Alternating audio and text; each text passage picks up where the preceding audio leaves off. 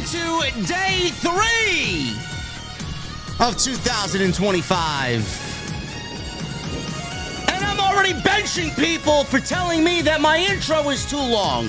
Get out. Get out. Oh, my goodness. What time is it, folks? According to my GPS, it's TIFFY time. Finally, we have a new women's champion on Friday nights, and it ain't Nia Jax. It ain't Nia Jax, man. Drew McIntyre. What have I been telling you guys, man? A McIntyre and Kevin Owens alignment. Maybe Triple H is listening to the show, man. I don't know. And SmackDown goes 3 hours tonight.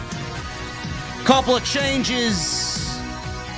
But all in all, it did not feel like a 3-hour show tonight. I'm gonna need 3 old fashions tonight. It's one of those nights. And for that, we go to the OTS venue. And when I get there on this Friday night, I want to know, what the fuck are you guys drinking? I'll see you over there.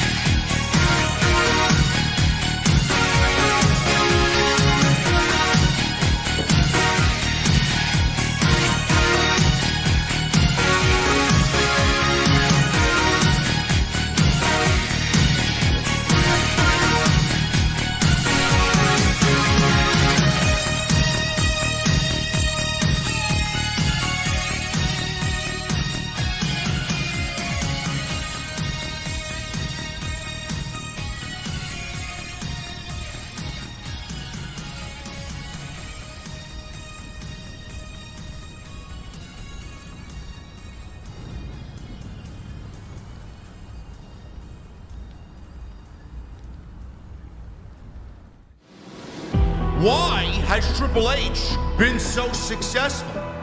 Why is Triple H running WWE better than Vince McMahon and Bruce Pritchard on Monday and Friday night? Long-term booking.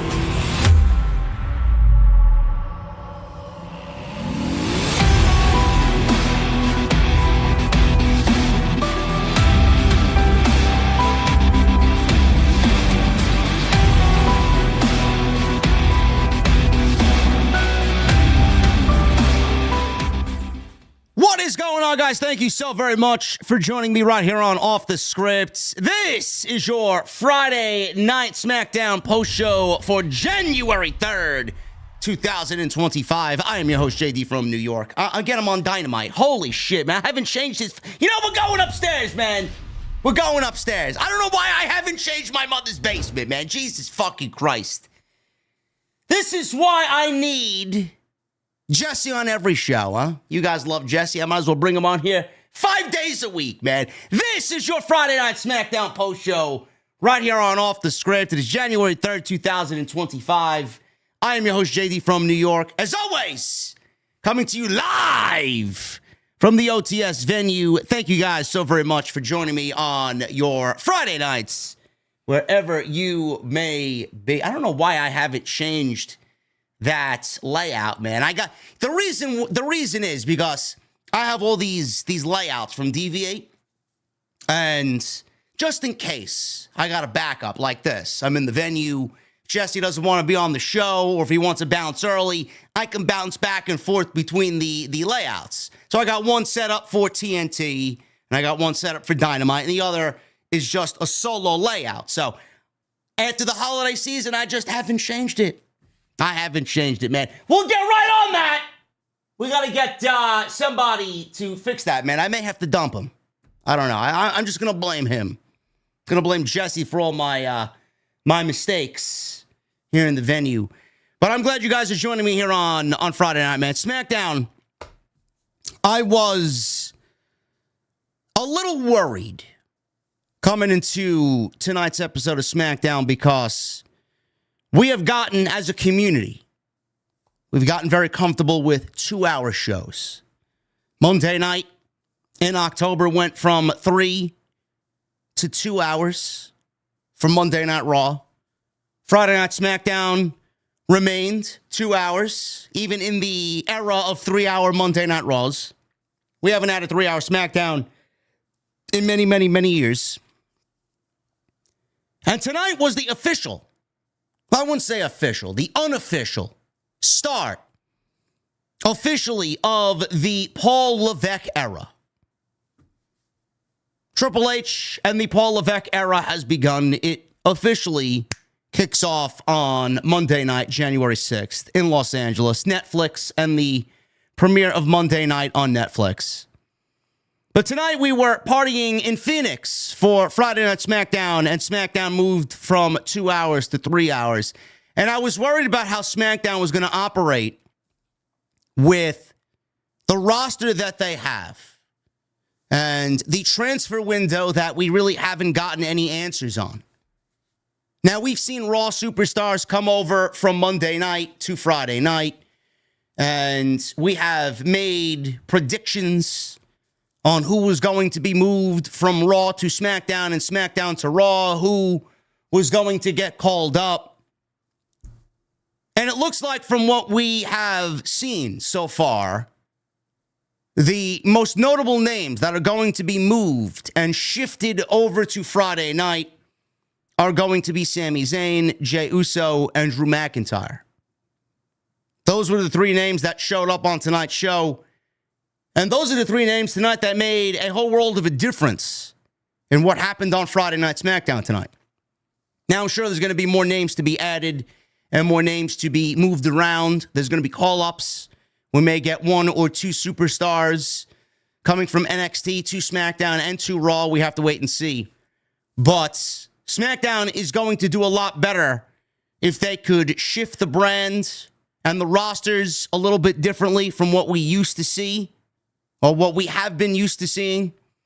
Maybe shake up the rosters a little bit, give us a little bit of a fresh coat of paint, some new names, some new feuds, some new characters on the show to really get us interested, because SmackDown, at the end of the week, depending on who you talk to, was probably the least interesting of the WWE shows. And I don't want to say NXT is better than any of the main roster shows, but NXT, according to some of the people on social media, is these people. I don't know. I mean, these people might have something wrong with themselves. Some people say NXT is the best show of the entire week, which I find very difficult to believe, because every time I watch it every week, I end up falling asleep. And I don't know how you guys could watch an NXT program where Eddie Thorpe is the main character challenging Trick Williams for the NXT championship. Some of you guys are crazy, man. I really, listen, invite me over, man. Pass whatever you're drinking. I'd love to taste it. I really would. SmackDown's been lacking, is what I'm trying to say. Hasn't been the most exciting. How does WWE take SmackDown from being middle of the road to make it, especially now going from 2 to 3 hours, exciting? How do we take it from feeling unimportant to making it feel important? Tonight, Drew McIntyre, he did exactly that, injected some adrenaline into the show We got a great face-to-face with Drew McIntyre and Cody Rhodes, giving you a little bit of a tease as to what's to come from Friday Night SmackDown. I do think that is going to be a major program going into the summer months.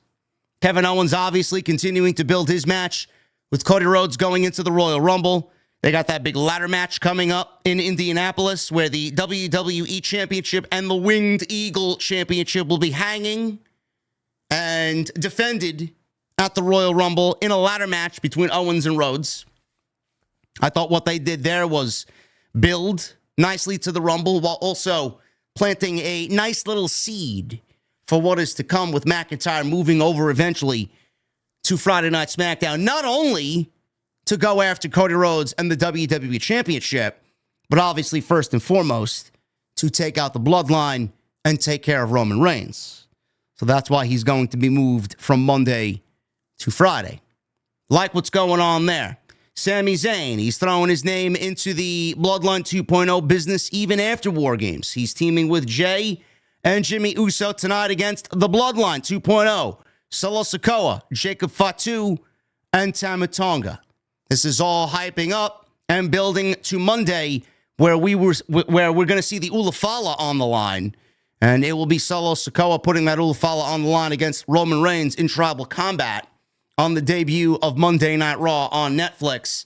That's why you got the main event there. Solo needed a win before he inevitably loses to Roman Reigns on Monday. And then obviously the big story going into tonight was the Women's Championship. I think everybody with a logical mind and a brain in your skull, Tiffany Stratton, I think everybody is very well aware up until this point, WWE has teased us with a cash-in more times than we care to watch. It's been over and over and over and over again, and nothing has come of it.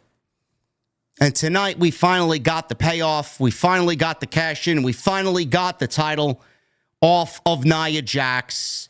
Tiffany Stratton is the new WWE Women's Champion. She beats Nia Jax. It was a great moment. I love the way WWE set everything up. I'm sure there's going to be coming, or something coming rather out of this after what she did and how she went about it with Nia Jax. I'm sure this is also going to usher in the return of Charlotte Flair, which I am not going to be surprised to see. Maybe she shows up in the Royal Rumble. Maybe she shows up earlier, but you just kind of get a feeling of where they're going with this. But all in all, Tiffany Stratton is the new Women's Champion. She beats Nia Jax in a great cash-in tonight. Great moment. And I'm very happy to see WWE finally cash in on that moment. After wasted opportunity after wasted opportunity, they waited until the 3-hour SmackDown on USA Network to kickstart this new era. Can't blame them for that. And I even said it on social media, which we'll go over a little bit later as well. I even said it on social media. It's going to be a very difficult watch with this roster for 3 hours. To see WWE operate the same way that they have been doing for 2 hours. I don't know how they're going to do it. They got to give us something tonight. And the way that they can offset that and make this a memorable show is by having Tiffany Stratton cash in and beat Nia Jax and finally win the Women's Championship. And that's exactly what they did tonight. So happy to see that played out. And listen, SmackDown was, for the first time tonight, for the 3-hour format, I thought they hit a home run. That's all I could really say. Will they keep that up every single week? Probably not. But at least for tonight, I enjoyed the show. It did not feel like 3 hours. It flowed very nicely. It did not feel like a long show. I've watched 2-hour shows that felt like 5-hour shows. Tonight did not feel like a 5-hour show. I very much enjoyed what they gave us tonight. And I thought SmackDown, for the first 3-hour show on USA Network in 2024, I give it a thumbs up, man. And we're going to go over the rest of the show tonight right here on Off the Script. Unfortunately, we're going to have to deal with Charlotte Flair again. I don't know what to tell you. It's coming. It's coming. All I can tell you is I hope that it's a passing of the torch moment, even though Charlotte is very much going to be around for years to come. She's accumulated a resume where she could absolutely be considered one of those to pass the torch. Hopefully that torch is passed to Tiffany Stratton. Thank you guys for joining me, man. We got 2,300 in here on a Friday night. Appreciate you guys very much. Follow me on social media at JD from NY206, Twitter, Instagram, TikTok, and Cameo. Hit that subscribe button down below. Turn on the bell for all notifications. Make sure you guys hit that thumbs up. We got 475 likes from my vantage point. 1,000 likes is the goal tonight. If you guys want to hit that thumbs up, helps me out. You don't really got to do much of anything but hit that thumbs up. As soon as you guys hit that thumbs up, it triggers YouTube to say, you know what? I'm going to throw this live stream into the algorithm. So go and do that for me. Helps us out. If you guys want to leave a comment after the fact, if you guys are watching after the stream is over, leave a comment down below. All your comments help us out in the algorithm as well. Make sure you guys go check out all the other content on the channel. There's plenty of it. We were live for Monday Night Raw on Monday. We were live for Wednesday's Dynamite. Fight for the Fallen ratings. AEW's ratings were less than 600,000 on TBS. With rumor that the max viewership will not be calculated. Gee, I wonder why. How about the Pointer Sisters, man? I'm pointing to a decline in ratings, Tony. If you guys want our expertise on Wednesday night, go and check it out. Jesse and I were live.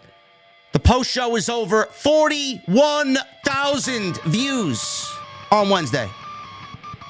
So when you hear from some geek on social media,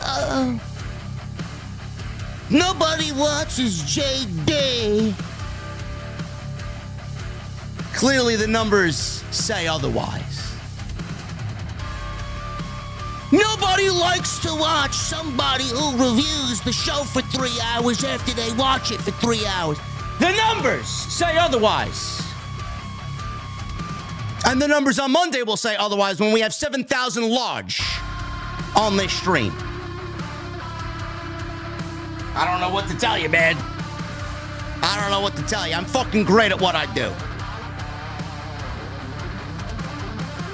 Tonight's show is sponsored by my great friends. We got a new sponsor tonight, folks. Tonight we're sponsored by my great friends over at Huel. Yes. Finally, sponsored by my great friends over at Huel. Huel.com/script. We'll go over what they are offering you guys tonight on the podcast a little bit later. But if you guys want to check them out, we got some great deals coming up later in the stream. Really appreciate them signing on board the podcast for 2025. Once again, tonight we're sponsored by my great friends over at Huel. Huel. SmackDown. Let's get into it, man. Got a lot to go over, man. SmackDown was 3 hours tonight. Nia Jax defended against Naomi. Drew McIntyre and Sami Zayn, Jey Uso on the show. Solo Sikoa holding on tight to that Ulafala maybe one last time. We start tonight's show with Nick Aldis. Nick Aldis said that Kevin Owens stole the Winged Eagle belt that Saturday night. And do I have the right show? I do have the right show. Want to make sure I got the right show. Nick Aldis said that Kevin Owens stole the Winged Eagle belt that Saturday night's main event, but he has no right to that belt. Kevin Owens still holds the Winged Eagle Championship. And I said it at Saturday Night's Main Event that there will be a ladder match to crown a new world champion. And that's exactly what we're getting. Cody Rhodes, he's out there, took in a bunch of cheers, shouted, "Phoenix! What do you want to talk about?" He said WWE is on the cusp of changing everything, and it starts tonight by SmackDown going 3 hours. Cody referenced Raw going to Netflix and said his excitement was tempered because he cannot be involved because he is not cleared to wrestle because of Kevin Owens. Cody noted that management was concerned about him even being there at all, but at the Royal Rumble, he will compete with Owens in a ladder match. So not much from Cody Rhodes. Not much from Cody Rhodes tonight. Very bare minimum from the WWE champion. All of a sudden, Drew McIntyre's music hits, and he is out there, and he walks out through the curtain. McIntyre took his time stepping into the ring. He eventually steps into the ring, and he steps towards Cody Rhodes, and he hugs Cody Rhodes. A long-winded, very awkward hug from Drew McIntyre to Cody Rhodes. Cody obviously looked confused. He didn't know what the hell was going on. McIntyre said he was not there to hurt Cody. He was there to help Cody. McIntyre said Cody is about to screw up his entire life's work, and Drew is simply looking out for him. McIntyre said right now is the best generation of wrestlers WWE has ever had, and Cody is the quarterback of WWE. He noted how he knows what it's like to want to compete, but management won't let that happen. McIntyre said he can see that Cody needs a friend. And then at that point, it was Cody who interrupted Drew McIntyre. Cody asked Drew if he wanted to help him, and Drew said yes, because he always tells the truth. Cody said he and McIntyre are kindred spirits in a way. They left WWE and came back for success. Cody listed off other ways they are the same, but essentially said it didn't matter because Cody said he didn't believe anything Drew McIntyre was saying. Cody then invited McIntyre to come get it. McIntyre said he was telling Cody the truth again. He was not there to hurt Cody. He was there to help Cody. Drew stepped off the apron and told Cody he needed to watch his back. At that point, McIntyre stepped off the apron completely, and Kevin Owens attacked Cody from behind, and McIntyre slowly walked away from the ringside area. Owens and Cody brawled in the ring, and Cody briefly had a little bit of this brawl in control. Officials ran out to separate the two, and Cody broke away to leap eventually at Kevin Owens. Owens found himself on the outside of the ring, and the two started talking shit to each other as they were both separated by WWE officials. Owens was pushed back up the entranceway by officials. Cody sold whatever attack that Kevin Owens had put down on him as he was yelling at Kevin Owens from the ring. Cody's music hit to end the segment. So, WWE did two things here. And it's not that difficult to figure out. Very linear, very straightforward way of WWE thinking with this opening of SmackDown. Actually, they did three things. Number one, they wanted to introduce you to SmackDown's newest heel, and probably their biggest heel, in Drew McIntyre. Drew McIntyre's got a lot of business on Friday night, as his mission statement now is not the WWE Championship yet, which is the next point I want to get to. His mission statement is not the WWE Championship. His mission statement is to stop everybody and beat everybody, maim everybody, that has eventually helped Roman Reigns get back what he feels he lost. Power, money, and the WWE Championship. And the Ulafala. Roman Reigns wants all these things back, and he feels like he can eventually get back to those things with the help of everybody. Jimmy, Jay, Sami, the Bloodline's back together. The OG Bloodline, that is. Paul Heyman's back as the wise man. Cody eventually lent his helping hand to Roman Reigns to take out Jacob Fatu and Solo Sikoa at Bad Blood. Drew McIntyre's mission statement is not the WWE Championship. His mission statement is to stop everybody and kill everybody that has helped Roman Reigns along the way. Jimmy, Jay, Sami, Roman himself, Cody, and eventually Solo. But right now, Solo is immune. Solo is not in any imminent danger because Solo right now is the tribal chief because he owns the Ulafala. And Drew McIntyre said that Solo actually had the balls to defy Roman Reigns. So you go take care of Roman Reigns. I'll finish off Roman Reigns when I feel it's necessary. But when you're done and I'm done, I'm coming back for you. Because Solo is really the one that aided in Roman Reigns retaining the WWE Universal Championship when he was champion at Clash of the Castle against Drew McIntyre in what should have been his crowning moment. So Drew McIntyre's coming back for all these individuals. Cody is definitely a part of that. I'm assuming CM Punk is also going to be a part of that, but WWE is going to wait a little bit till we have McIntyre and Punk cross paths once again. So WWE did two things immediately with Drew McIntyre in this opening segment. One, they want to establish him on Friday nights. Number two, his mission statement is still in eye shot. Cody is definitely somebody that helped Roman. So Drew McIntyre is obviously going to be targeting at some point Cody Rhodes.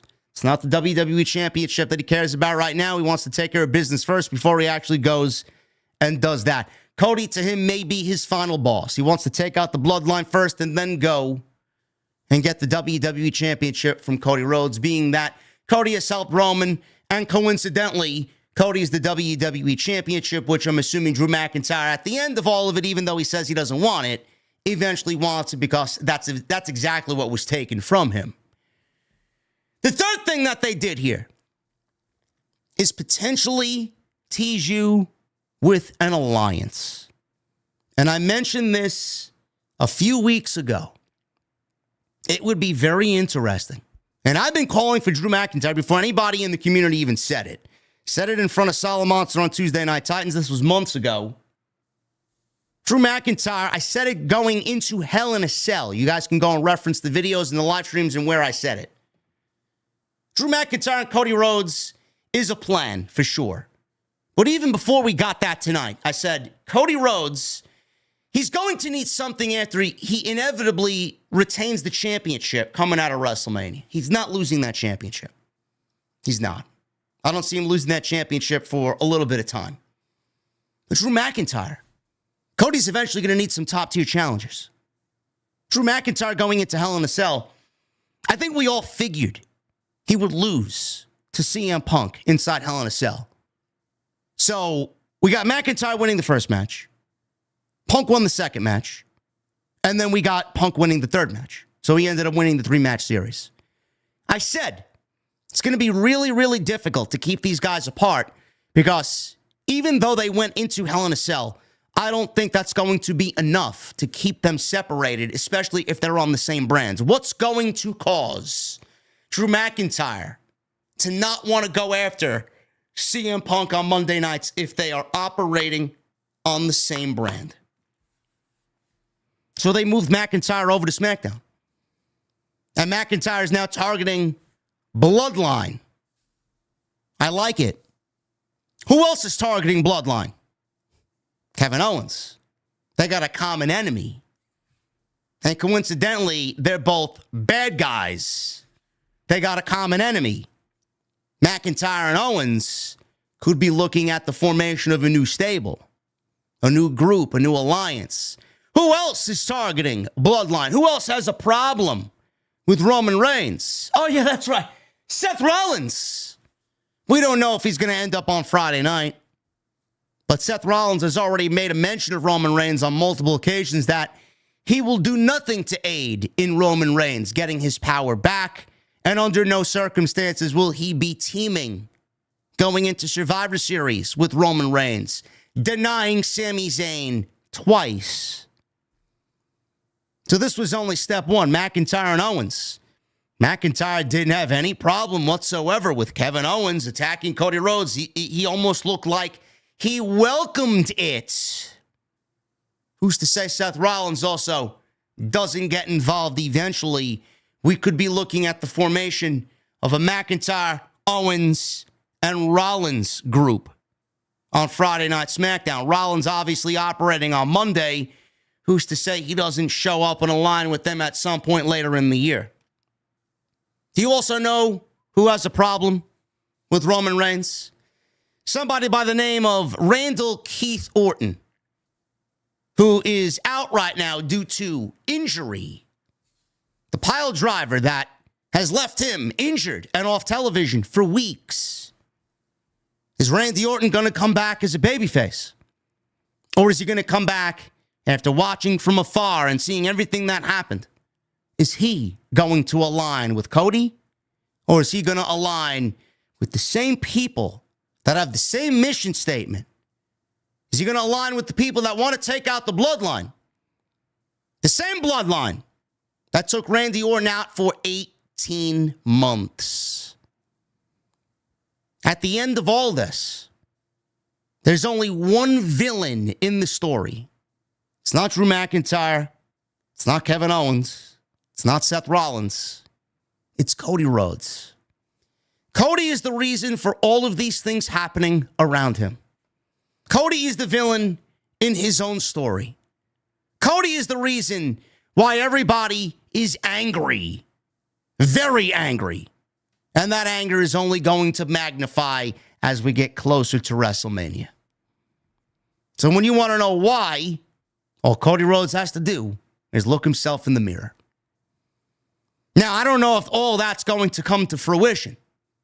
I'm just aligning the stars and taking everybody that has the same common problem, aligning them together. Is Roman going to be looking at Drew McIntyre, Kevin Owens, Seth Rollins, and Randy Orton, all aiming the barrel of that gun at his fucking forehead, coming for him, looking to end the Bloodline once and for all? Who's going to do it? Who's going to do it? Which is why I don't really believe all of these rumors that are going on. I don't believe any of these rumors right now until we get to Monday. A lot of people are reporting, oh yeah, well, Cody Rhodes. The plan is for Cody Rhodes to wrestle John Cena at WrestleMania. Hunky-dory, man. That sounds like a grade A WrestleMania match, man. Boring. But that's what the reports are saying. I don't know if I go that road. Pun intended. I don't know if I take the Mustang down that road or roads. I don't believe WWE is going to willingly throw WrestleMania plans out there. I don't believe Sapp. I don't believe Meltzer. I don't believe PW Insider when they say, oh yeah, the plan is for Cody Rhodes and John Cena at WrestleMania. You don't know shit. You don't know shit. WWE normally starts booking WrestleMania, and you have an idea of where they're going into WrestleMania around Survivor Series time. Royal Rumble also takes place in January on most years. This year, it's taking place a week later than usual. January 25th, we get Saturday night's main event. February 1st, we get the Royal Rumble. WrestleMania season usually kicks off where you get an idea of where they're going roughly around Survivor Series time. After Survivor Series is over, you got at least an iota, a thought of a match or two. Possibly a Royal Rumble winner thrown in there, whether it's the men or the women. You know how many hints, you know how many clues, you know how many seeds we got for possible WrestleMania plans and Royal Rumble plans this year? Zero. Everything is a guess. More so than any other year than I've ever seen. You can talk to anybody. You can go and pay for the most expensive dirt sheet to give you all the most credible news in the IWC. There isn't a single fucking person that knows exactly what is going on at WrestleMania. There's not a single fucking person that knows what WWE's plans are for the Royal Rumble. So when you hear these reports, I'm going to need you guys to take everything with a complete grain of salt. A smidgen of salt. Don't believe anything. We will definitely know more, or at least we're led to believe, on January 6th. And it's all thanks to one man. I've been saying this for months. I've been saying this. My preferred match is Cody versus Rock. That's the match. After everything we've seen, all roads, pun intended, lead to that. For him to go and wrestle John Cena, it's kind of out there. Do I want to see that match eventually take place in Cena's final year? Absolutely. Do I think we should get that at WrestleMania? No. I don't. I may be in the minority on that. I don't want to see that at WrestleMania. Do I want to see it? Sure. Does Cody want it? Absolutely. He's already asked for it. He wants it. We know he wants it. But do I want to see it personally at WrestleMania? No. No, I want to see Cody versus Rock at WrestleMania. That's my WrestleMania main event for night 2. If I'm booking WrestleMania, the top 3 matches for WrestleMania are Cody Rock, Gunther versus Seth Rollins. No, actually, Gunther, I don't even factor Gunther into the WrestleMania plans just yet because I don't really know what they're doing with Gunther. Cody versus Rock, that's the plan right now, supposedly, the rumor. Cody versus Rock, Rollins versus Punk, and Drew McIntyre versus Roman Reigns. That's my big 3 for WrestleMania. The rumor right now is Cody Cena and Rollins Gunther along with Reigns Punk.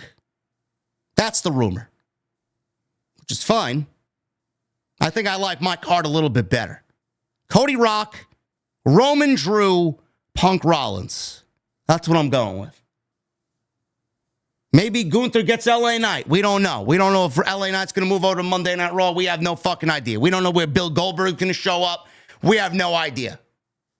Dragunov may be back. We have no idea. But that's my WrestleMania big 3 right there. As of right now, Roman and Drew, to me, not to say that it's more interesting than Punk Roman, but for right now, with what we are seeing, I think Roman and Drew is the more interesting match. And you know what? Having Drew McIntyre versus Roman Reigns, with Roman Reigns taking the pinfall from Drew McIntyre, that is what I'm booking at WrestleMania. How many times has Drew McIntyre been fucked over time and time and time and time again and has had to lay down for everybody else around him? Can you imagine Drew McIntyre, Roman Reigns, and Drew McIntyre beating Roman Reigns at WrestleMania? Got to start thinking long-term, bro. Got to start thinking, how do we get... Roman's a made man. Roman is absolutely immune from everything. Imagine Drew McIntyre beating Roman Reigns at WrestleMania. That's what I'm going with. Punk Rollins, which I'm thinking will be a multi-match series. Cody Rock. And then Drew and Roman. This Cena and Cody shit is absolutely... I don't know who the fuck these people think they're talking to, man. These dirt sheets. Do you genuinely believe that you have WrestleMania plans, concrete plans, 4 months out? Give me a fucking break, man. There's not a single person outside of 3 people who know what's happening in the main event of WrestleMania. And the people are Nick Khan, Triple H, and Rock. That is it. Do you genuinely... Cody Rhodes don't even know what the fuck he's doing at WrestleMania. Do you genuinely believe you can pay $5 and find out what is the main event of WrestleMania this year? Sure thing, man. I got a bridge in fucking New York City to sell you if you believe that fucking bullshit. Fuck out of here. WrestleMania, to me, and the plans that are being reported, they're all rumors to throw you off the actual scent. Nobody knows exactly what's going on until The Rock tells you what he is going to do. And when he, like a Tetris piece, fitting the puzzle perfectly, clearing you to the next level, like a Tetris piece, The Rock, as soon as he figures out, and as soon as he tells the public what he's going to do, everything else for WrestleMania is going to reveal itself very slowly but surely. Cena versus Gunther. There you go. There you go. Look at that. Everybody wants to, oh man, we got to go to Cody. We got to go to Cody and Cena. Okay. It's great. I don't believe it. Again, I want to reiterate this because even my chat knows. You guys are smart enough. Cody and Rock, Roman and Drew, Rollins and Punk, Gunther and Cena. How does that look compared to Cody, Cena, Punk, and Reigns? What do you do with Drew? What do you do with Gunther? What do you do with Cena? You could probably still do Gunther and Goldberg. You could do Gunther and Rollins. I just gave you 4 top-tier matches, man. I gave you 4 elite matches for WrestleMania, and everybody's stuck on, it's going to be Cody. It's going to be Cody and Cena. I'm sorry, why can't that happen at the 2-night extravaganza that's happening in New Jersey at SummerSlam? You're going to need a double main event there, correct? Why don't we do it there?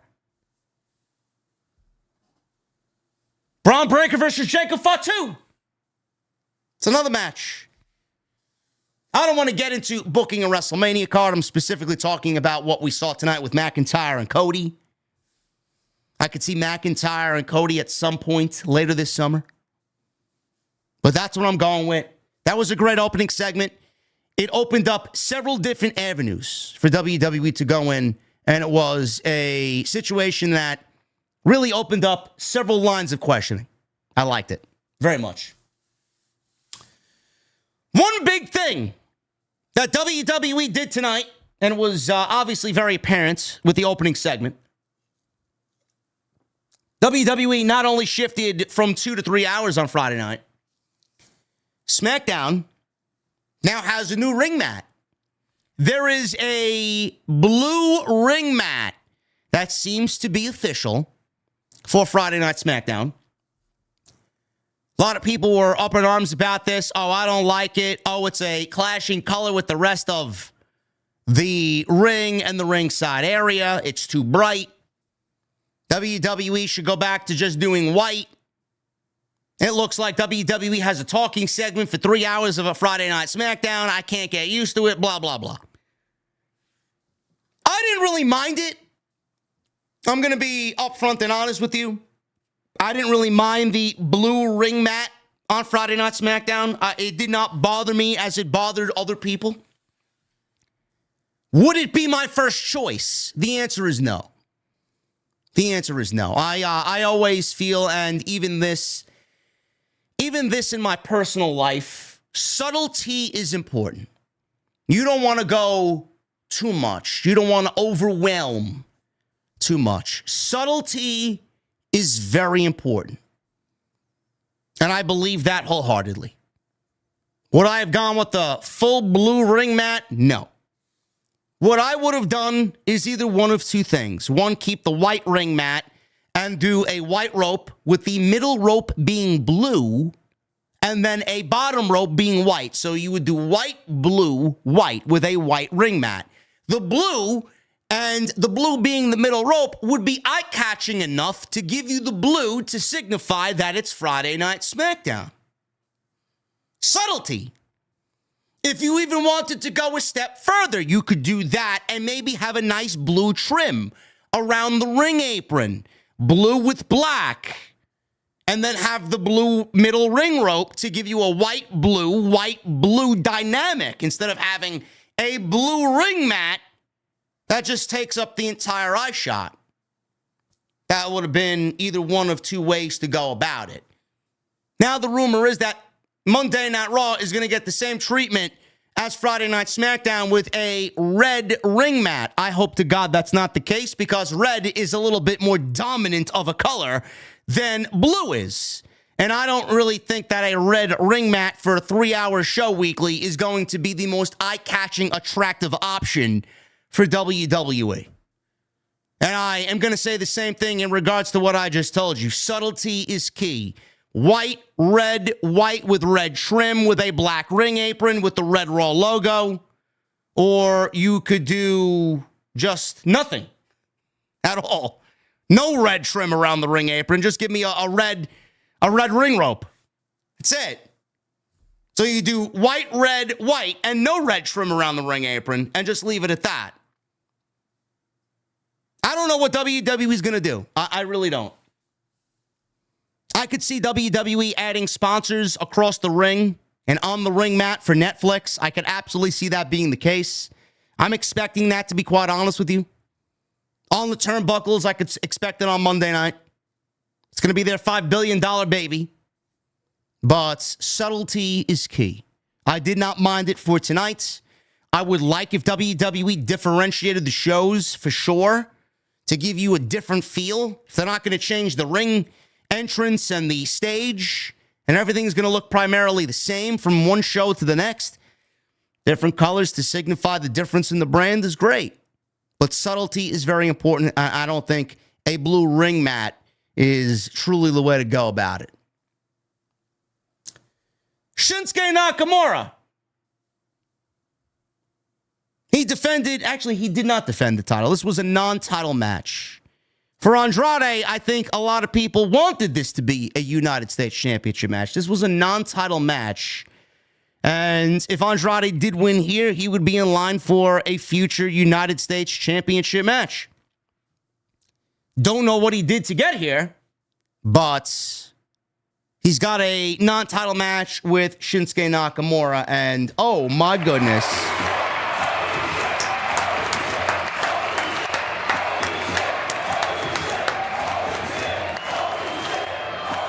Oh my goodness. First of all, I got to shout out Jay Solstice with a $100 super chat. Happy New Year, JD and OTS crew. Just want to say you and Jesse killed it on New Year's Day. Looking forward to what 2025 brings us. That Bianca finisher on Nia Jax was sick. And LA Knight saying he's smacking people back to factory settings was fantastic. Cheers, brother. Jay Solstice, thank you, brother.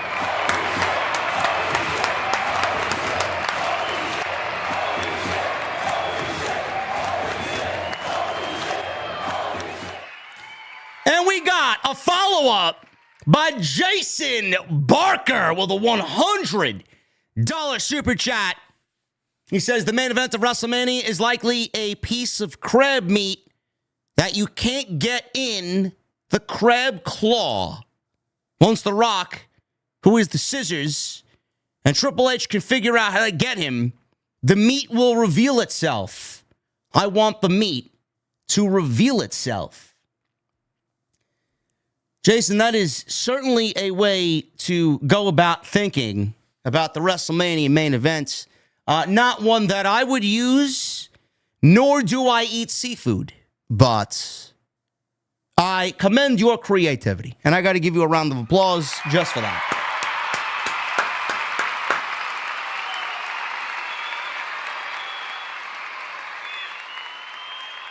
Appreciate you, brother. Appreciate you, Jay Solstice. Thank you guys for being here as always on this Friday night. We are off to a great start for 2025, man.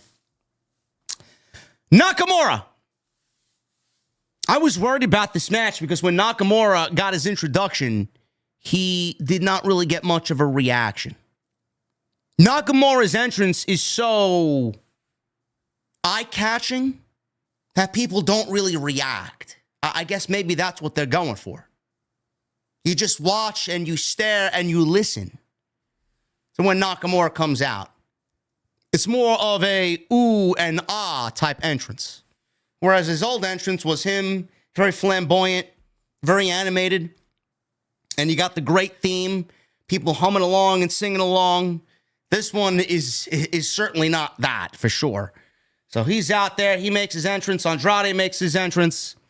And Andrade, I feel like a lot of people are slowly starting to rally behind Andrade. I do feel Andrade could very well use a mouthpiece. I don't know who that person could be. I have opinions on that for sure. But I do believe that Andrade could certainly use a mouthpiece on Friday night. I don't know who that could be, actually. They'd have to move some pieces around. I said it on Monday, right after Monday Night Raw, there was a tweet, I believe, from my guy, Mr. Santizap. And he put out a tweet that said he'd love to see Zelina Vega moved over to Penta.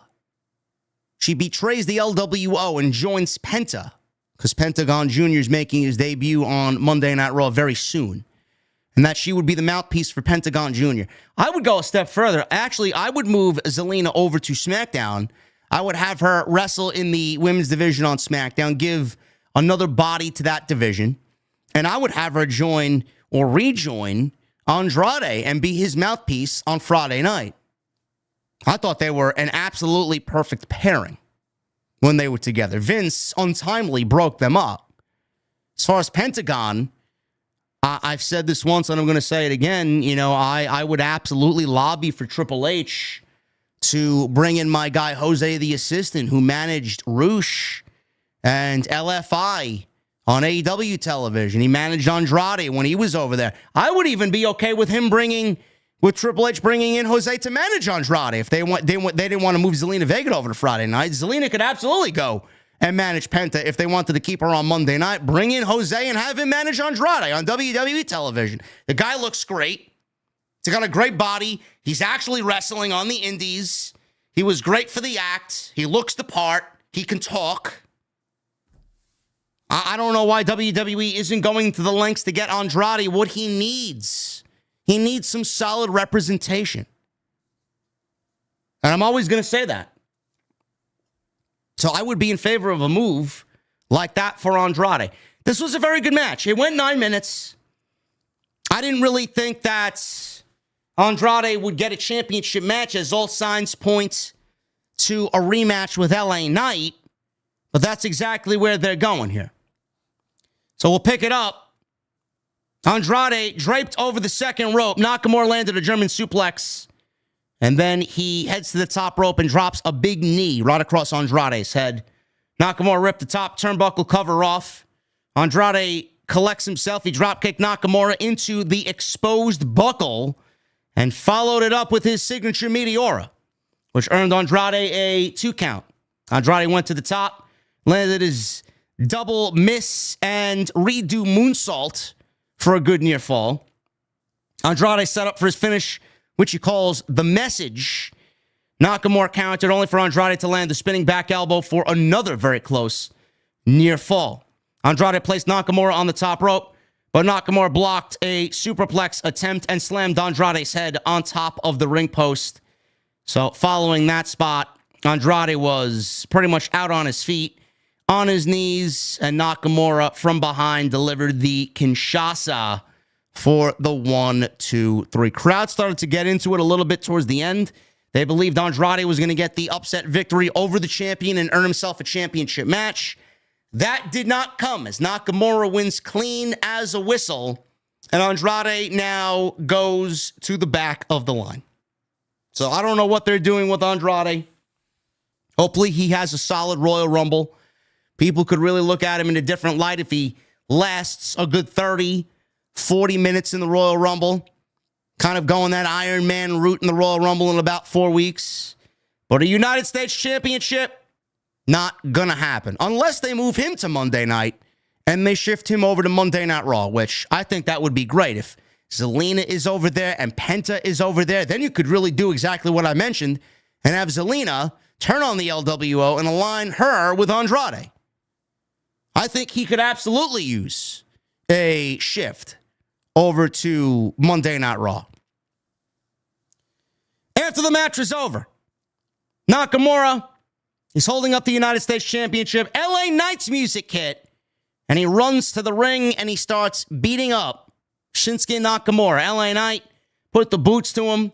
He went for a BFT, but Nakamura escaped and ran up the aisleway. LA Knight grabbed the microphone and said, one way or another, he will collect what's owed to him, which is the United States Championship. Yeah! And LA Knight signifies that he's going after the United States Championship once again. I don't know when that takes place, but at this time in the show, I didn't know when that took place. They did announce it for next week on SmackDown. It will be LA Knight and Shinsuke Nakamura one-on-one for the United States Championship. So that is happening next week on Friday Night SmackDown. I thought that they would maybe save it for Saturday night's main event, but they're doing it next week on SmackDown. Moving on. We go from that to backstage. Pretty deadly. They approached Apollo Crews. Crews said everyone realized DIY attacked the Street Profits, not Los Garza. Santos Escobar walked over with Elektra Lopez, Angel, and Humberto and confronted Pretty Deadly over their lies last week. Pretty Deadly asked if Legado del Fantasma was threatening them. Santos says it's not a threat, at which point his crew attacked Pretty Deadly. Nick Aldis was quickly there, breaking things up, separating both teams. Pretty Deadly yelled that there shouldn't be violence at the workplace. Aldis said, you know what? I want to chat with you two guys. Please come to my office. And they looked nervous that Nick Aldis was also in the know about what had happened, and he also knows that they're bullshitting. So they were worried about what had happened, and they have to meet with Nick Aldis in his office. So Nick Aldis told Pretty Deadly that they were falsely accusing Los Garza of attacking the Profits, whereas Crews said he witnessed DIY attack the Profits instead. Johnny Gargano and Tommaso Ciampa walked in and asked why he was trusting Crews over Pretty Deadly. Aldis replied, because my eyes are connected to my brain, he said. He told them all that they are on thin ice and walked away. Ciampa told Pretty Deadly that Aldis hates them and they'd like to defend their belts against Pretty Deadly for backing them up last week. Gargano said Motor City Machine Guns get a title shot against them later, and it's very important they walk out of Phoenix with the belts.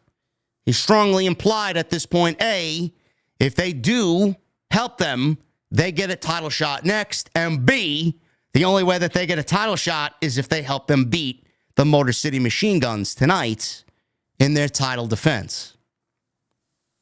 I like what's going on here. It may be simple. It may be very basic as far as stories, but at least the tag team division has a multitude of stories with all the teams in the division weaving themselves into the same story. I understand that the division is still weak. I understand the division still needs a team or two to really be constituted as a division. But I honestly feel like WWE is doing the best job that they can right now with the amount of teams that they have by weaving all of these teams into the same story, no matter how simple it is. So I like it. And that actually ended up playing out in the same way when we got the tag team title match. It ended a little funky. It ended lame. But all the teams are involved in one way or another, which is a great thing. A great thing. Piper Niven. She went one-on-one with Michin. Didn't really care for this. It went 7 minutes. And we all know that Michin is probably going to get another shot at Chelsea Green for the Women's United States Championship. The rumor is right now that at Saturday night's main event, there will be a rematch for the Women's United States Championship. Chelsea Green will defend against Michin in San Antonio on January 25th. So that is the rumor right now. But Michin first has to go through Piper Niven. Now, I didn't really care for this because by the time the match started, we go into the very stereotypical WWE 90 seconds, and then we go to a commercial break. So the match lasted 7 minutes, and 3 minutes of it was basically a commercial break. So Michin, at the start of the match, ran at Piper. Niven caught her and ran Michin into the corner. Michin came back and took Niven down outside the ring. Things were going her way for Michin until Niven caught her and hit a sidewalk slam on the outside. So we got a commercial break. The show returned, and Michin had control after landing a big bulldog on Piper Niven. Michin went for her finish, eat defeat. Piper Niven countered and went for a cannonball. Michin moved and hit one of her own. Michin then looks at Chelsea, who's on the outside. She saluted Chelsea because she's doing this Miss America type gimmick because now she's the United States champion. So she saluted Chelsea Green on the outside, mocked her, hits a Pele kick on Piper Niven. She gets a 2 count. Michin then goes to the top rope. Piper moved. She grabs Michin, does Piper, and she landed a Piper driver, which netted Piper a 2 count. She then drags Michin over to the corner. She goes for a big Vader bomb. She got her feet up, did Michin. Michin gets up, picks up Piper, delivers eat defeat, and gets the 1, 2, 3, and that was basically it. So in the most simplest of fashions, Michin gets a win over Piper Niven, which is ultimately going to get her a rematch against Chelsea Green. Now, when Chelsea Green won the championship, and we got the United States Championship now integrated on Friday nights, we were all hoping for some level of story from whoever the champion is and whoever the challenger is chasing the champion. As of right now, we got a champion that was crowned on December 14th that hasn't had one title defense yet, and we are going now into the beginning of January, and there hasn't been January 6th. There hasn't been one championship title defense yet from Chelsea Green, and there hasn't been any story surrounding the United States Championship. So as far as from what my eyes could see, the United States Championship hasn't really done much of anything or made a lick of a difference in the women's division. And I'm not blaming Chelsea. I'm not blaming Piper. And I'm not blaming Michin. I'm blaming the creative. If there's not going to be any story revolving around this championship, then why did we need to integrate another championship onto Friday Night SmackDown atop the women's tag team titles and the WWE Women's Championship if there's not going to be a story revolving around the championship? Hopefully they change my mind. But since December 14th, not one title defense and not one story has been had for this title. We got an opening segment, a ceremony of sorts with her crowning herself Miss America. And now this. Piper Niven loses to Michin. All right, Michin gets a championship match now. Not really the level of storytelling that I was expecting for the United States title. Paul Heyman. They showed him entering the arena. Go to a commercial break. And Paul Heyman walked into the ring. And he's addressing the Phoenix crowd here on Friday Night SmackDown. Ladies and gentlemen, he did his Paul Heyman spiel. Heyman said he wanted to set something straight. On Monday, they will find out who is the real tribal chief. Solo Sikoa will defend the Ulafala against Roman Reigns in tribal combat.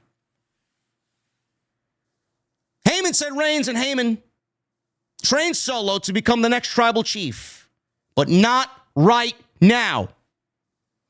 Heyman then recalled everything that happened at WrestleMania 40 and said Sikoa seized the moment and stole the Ulafala from Reigns' bag. Heyman called Solo a twisted son of a bitch. Heyman said Solo went out and found a band of filthy animals who don't belong in pro wrestling. He said Tama Tonga, Tangaloa, they aren't welcome in the United States.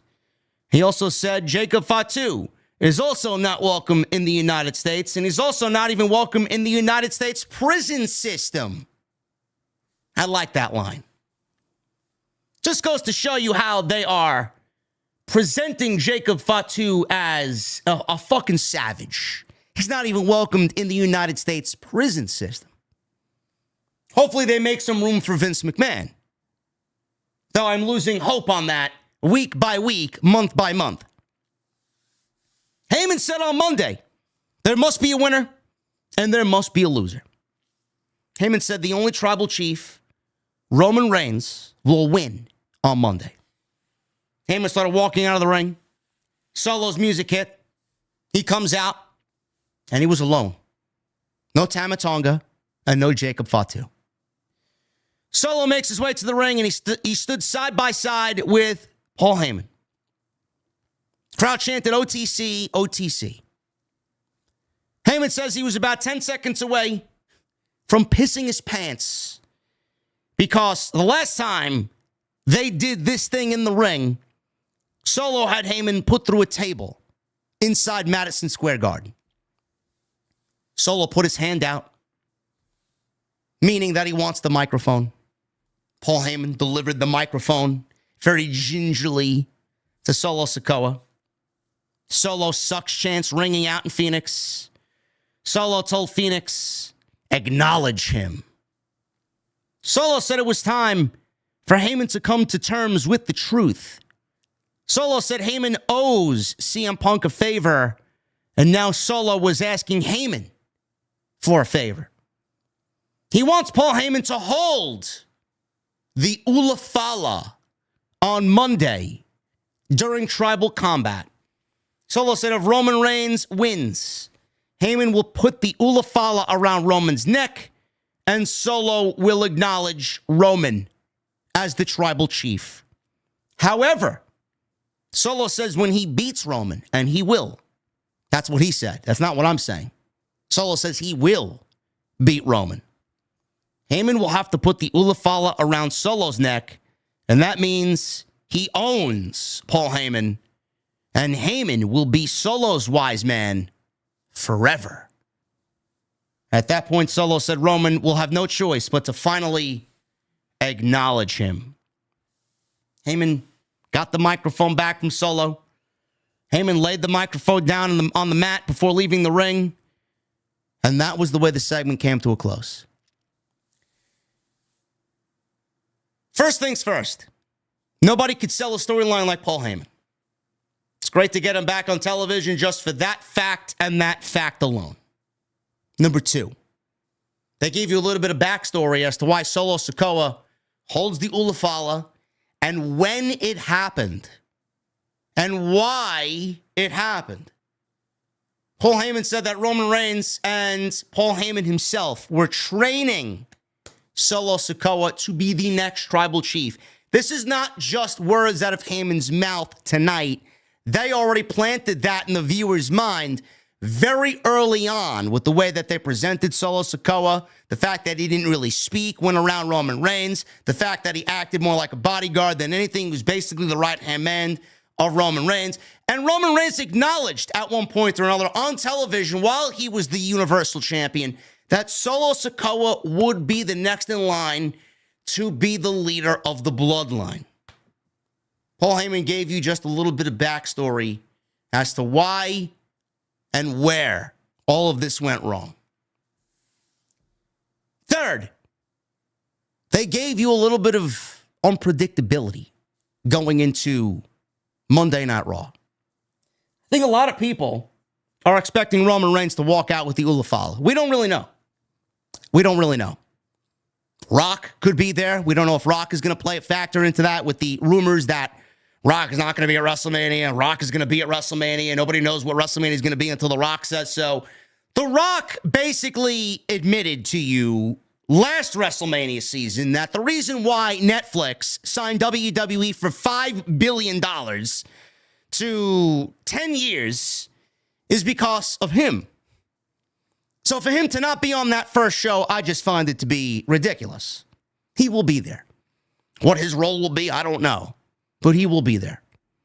Is The Rock going to get involved? Is Drew McIntyre going to get involved? Are either of these men going to play a factor into the outcome? Is CM Punk going to play a factor into the outcome? I have no idea. Is Seth Rollins? I have no idea. Paul Heyman holding the Ulafala signifies that he is now going to decide once and for all where he wants to be. Is it going to be with Roman or is it going to be with Solo? He has the power. Tribal combat, there's no rules. So Paul Heyman is going to decide which side, which war he wants to side with and fight alongside. So I like that. Paul Heyman holding the Ulafala is a great visual for the match. Because whatever the match outcome is, Paul Heyman's going to be directly involved with the match outcome. Again, I'm not really sure where they're going with it. I'm going with Roman winning the Ulafala back. And I'm going with Solo eventually acknowledging Roman as the tribal chief.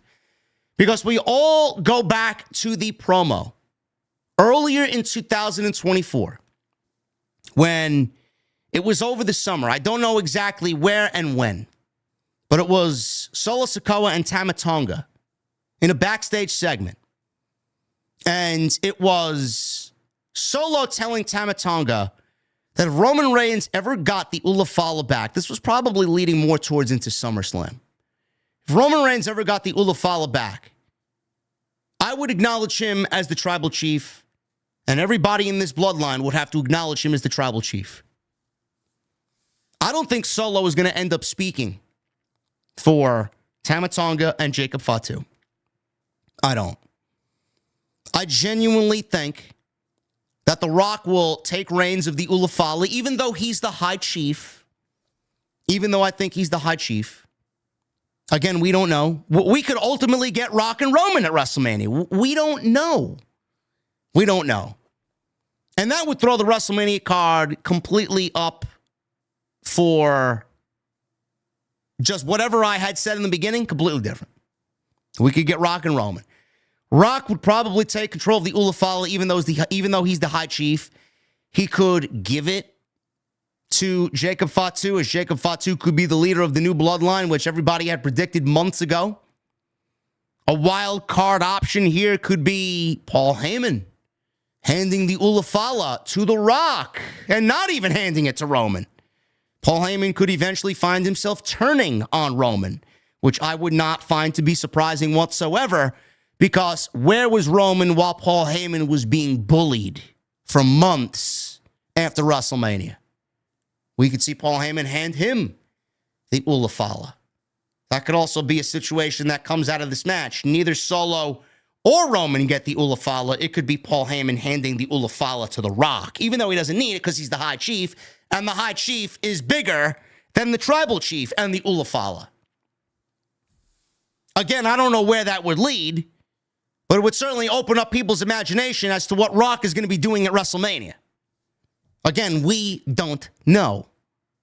I would prefer Rock and Cody, but we could very well get Rock and Roman, which would set the WrestleMania card back completely different from what I mentioned earlier. Then we would get Rock and Roman. We would probably get Cody and Randy. That's where I would go. Listen, you guys heard me in the beginning. Now we're talking about Rock and how he potentially factors into Monday night on Netflix. If it's Rock and Roman, I'm going Rock Roman, Cody Randy, Cena Gunther, And we're doing Punk and Rollins. I'm not changing much of anything. He's still getting basically that. Where I go with Drew McIntyre, I don't know. I don't know. That's the only hang up there.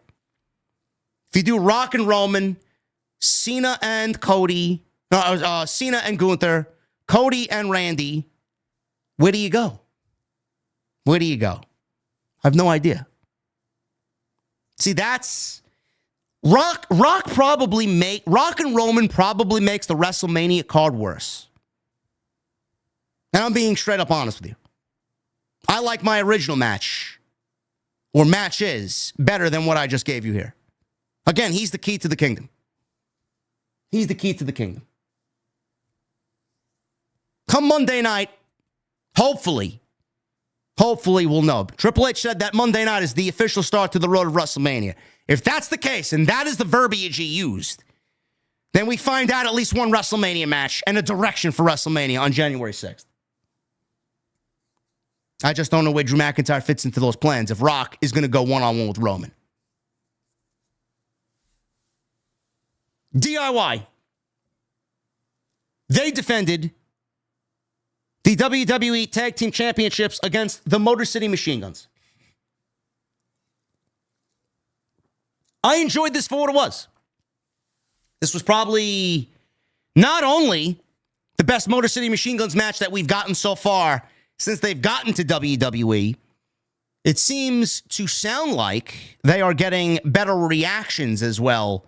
And I think that has a lot to do with the heel turn of DIY. I think it's helping out all the other teams around them, which has proven to be a great move. Ciampa and Sabin, they started the match. Sabin quickly gained the upper hand here with an arm drag. Shelley tagged in. Motor City Machine Guns kicked Gargano to the outside. Sabin, he's back in. He tags in Shelley, and they landed Shelley tagged in, and he kicked Gargano to the outside. Sabin tagged in after that. Double clothesline to Ciampa on the outside.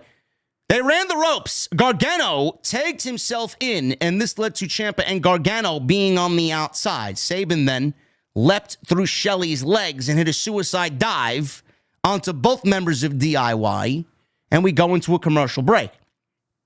We come back from the break, and DIY were in control for a little bit. Ciampa ran into a leaping kick from Chris Sabin. Alex Shelley received a hot tag. Gargano tags in as well. Shelley landed a neck breaker on Gargano for a very close 3 count. Sabin tagged back in, and the Motor City Machine Guns hit stereo splashes on Ciampa and Gargano, who are on the outside of the ring. We go back in the ring. Shelley tagged in, and the Machine Guns worked some double-team moves on Gargano. They went for a pin attempt off some double-team offense, and Ciampa broke that up. Sabin, he's in there with Ciampa. They trade strikes back and forth, super kicks, big moves. Everybody was in the ring, and all 4 wrestlers were down in the middle of the ring. Ciampa and Shelley, they wound up being the legal men here. Ciampa chopped the shit out of Alex Shelley. Shelley returned the favor. Sabin tagged him blind and landed a big double-team move with Shelley on Tommaso. Machine Guns went for Skull and Bones, which is that finish, neck breaker and splash combo. Pretty deadly. They ran in and tried to distract the Motor City Machine Guns. DIY quickly took advantage, and it looked like Gargano was going to get the win after a super kick off the distraction, but Shelley kicked out at the last second. Los Garza ran down because they saw Pretty Deadly out on the outside trying to interfere in this match, and they chased Pretty Deadly around ringside. Motor City Machine Guns, they got some quick offense. It looked like they were going to win the titles back. There was a brawl between Pretty Deadly and Los Garza that went from the outside to the inside, and when Shelley got a pin, I believe it was on Gargano, the brawl that was on the outside that happened inside the ring caused a disqualification because everybody started brawling with each other. They all landed on top of the legal men in the ring. Referee called for the bell, and the match got thrown out. the match got thrown out. So this match went to a no contest. Nobody won the tag team championships here. Or I should say the Machine Guns did not win the tag team championships here. It was not decided. No contest, and DIY retain the tag team championships. Now, the only thing I did not like is the fact that this segment and the end of this match quickly moved on to the next segment. They did not let this breathe. I did not appreciate everything happening here. The tag team title match leading to a no contest, interference on the outside from two other teams. Quickly go to the next segment. I wish they would have let it linger a little bit, give us a little bit of dialogue as to what happened here, and then move on to the next segment. It almost came off as it was unimportant. But like I said in the beginning, or just a few minutes ago, the tag team championships have been largely a waste of time on both shows. Mostly in WWE, period. Tag team wrestling across all WWE shows and even in AEW are fucking horrendous. You go look at some of the matches last year for 2024. Tag team wrestling was probably at an all-time worst in 2024. I can't even tell you, outside of maybe one or two tag team matches, what was great about tag team wrestling last year. And none of it had to do with actual tag teams in tag team wrestling. It's pretty sad. Monday night, bad division. Friday night, bad division. Most of it has to do with creative. AEW, bad division. And a lot of it is creative. They don't care. WWE doesn't care. They're trying to resuscitate it on Friday night.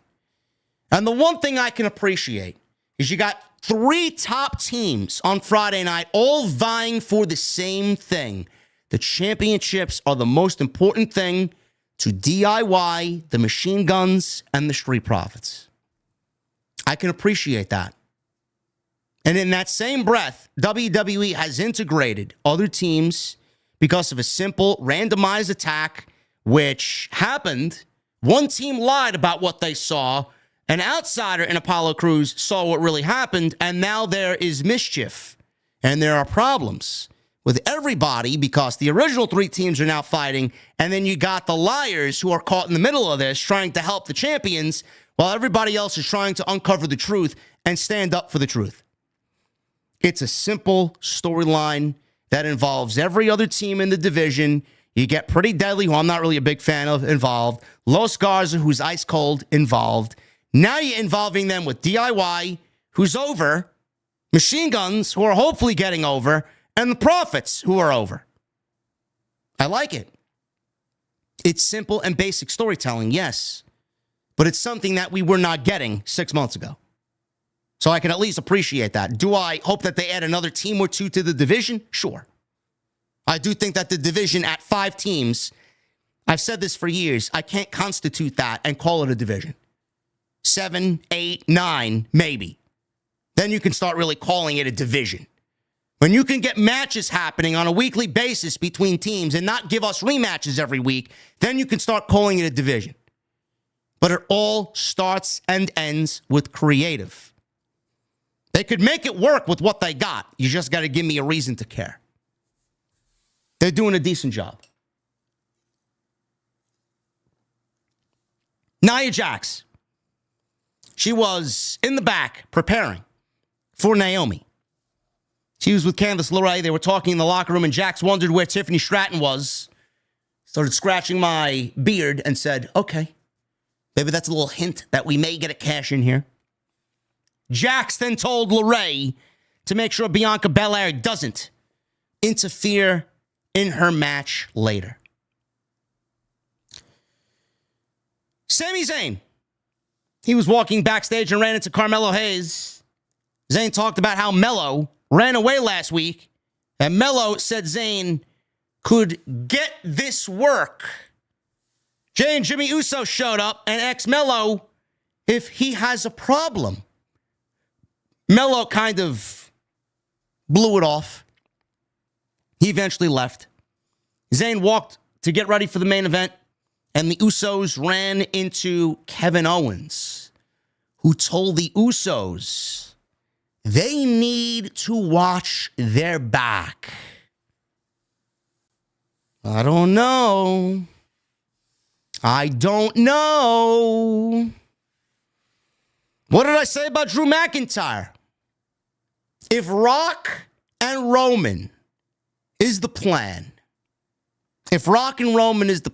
which could very well be the plan, we're going to go Rock Roman. We're going to go Cody Randy. We're going to go Cena Gunther, which is the better match if you really want to boil it down. Do you prefer Cody Cena or Cena Gunther? I'm going to go Cena Gunther. Rock Roman, Cody Randy, Cena Gunther, Punk and Rollins, and then you're going to do McIntyre teaming with KO against the Usos. That's what I'm going with. Could be a match that we get at WrestleMania after what we saw tonight. That'd be the official, let's take out everybody in the Bloodline story. But I would much rather see McIntyre and Roman at WrestleMania. I'm going Cody, Rock, Roman, Drew, Cena, Gunther, Punk, Rollins. That's my prediction for WrestleMania. Cody. He walked up to Nick Aldis backstage. Aldis said Cody seems like he is hell-bent on not making it to the Royal Rumble. Aldis pleaded with Cody to think about his future. Said if Cody won't do that, Aldis will do it for Cody. Cody said, Aldis is the boss. I appreciate you looking out for the brand, looking out for me. But I am the champ. And because of that, I deserve the ability to call my own shot. Cody says if he sees Kevin Owens or anyone who looks like Kevin Owens, he's going to drop them on sight. Ooh, Cody's a little tough now, man. He's a little tough guy, Cody Rhodes. Sure thing, guy. Sure thing. I could see Drew versus Cena, too. West Coast Jay, I could see it. I don't know how it plays into what's going on with the Bloodline and how it factors into Drew McIntyre's mission statement, but I could see it. If it doesn't happen at WrestleMania, I could absolutely see it. For sure.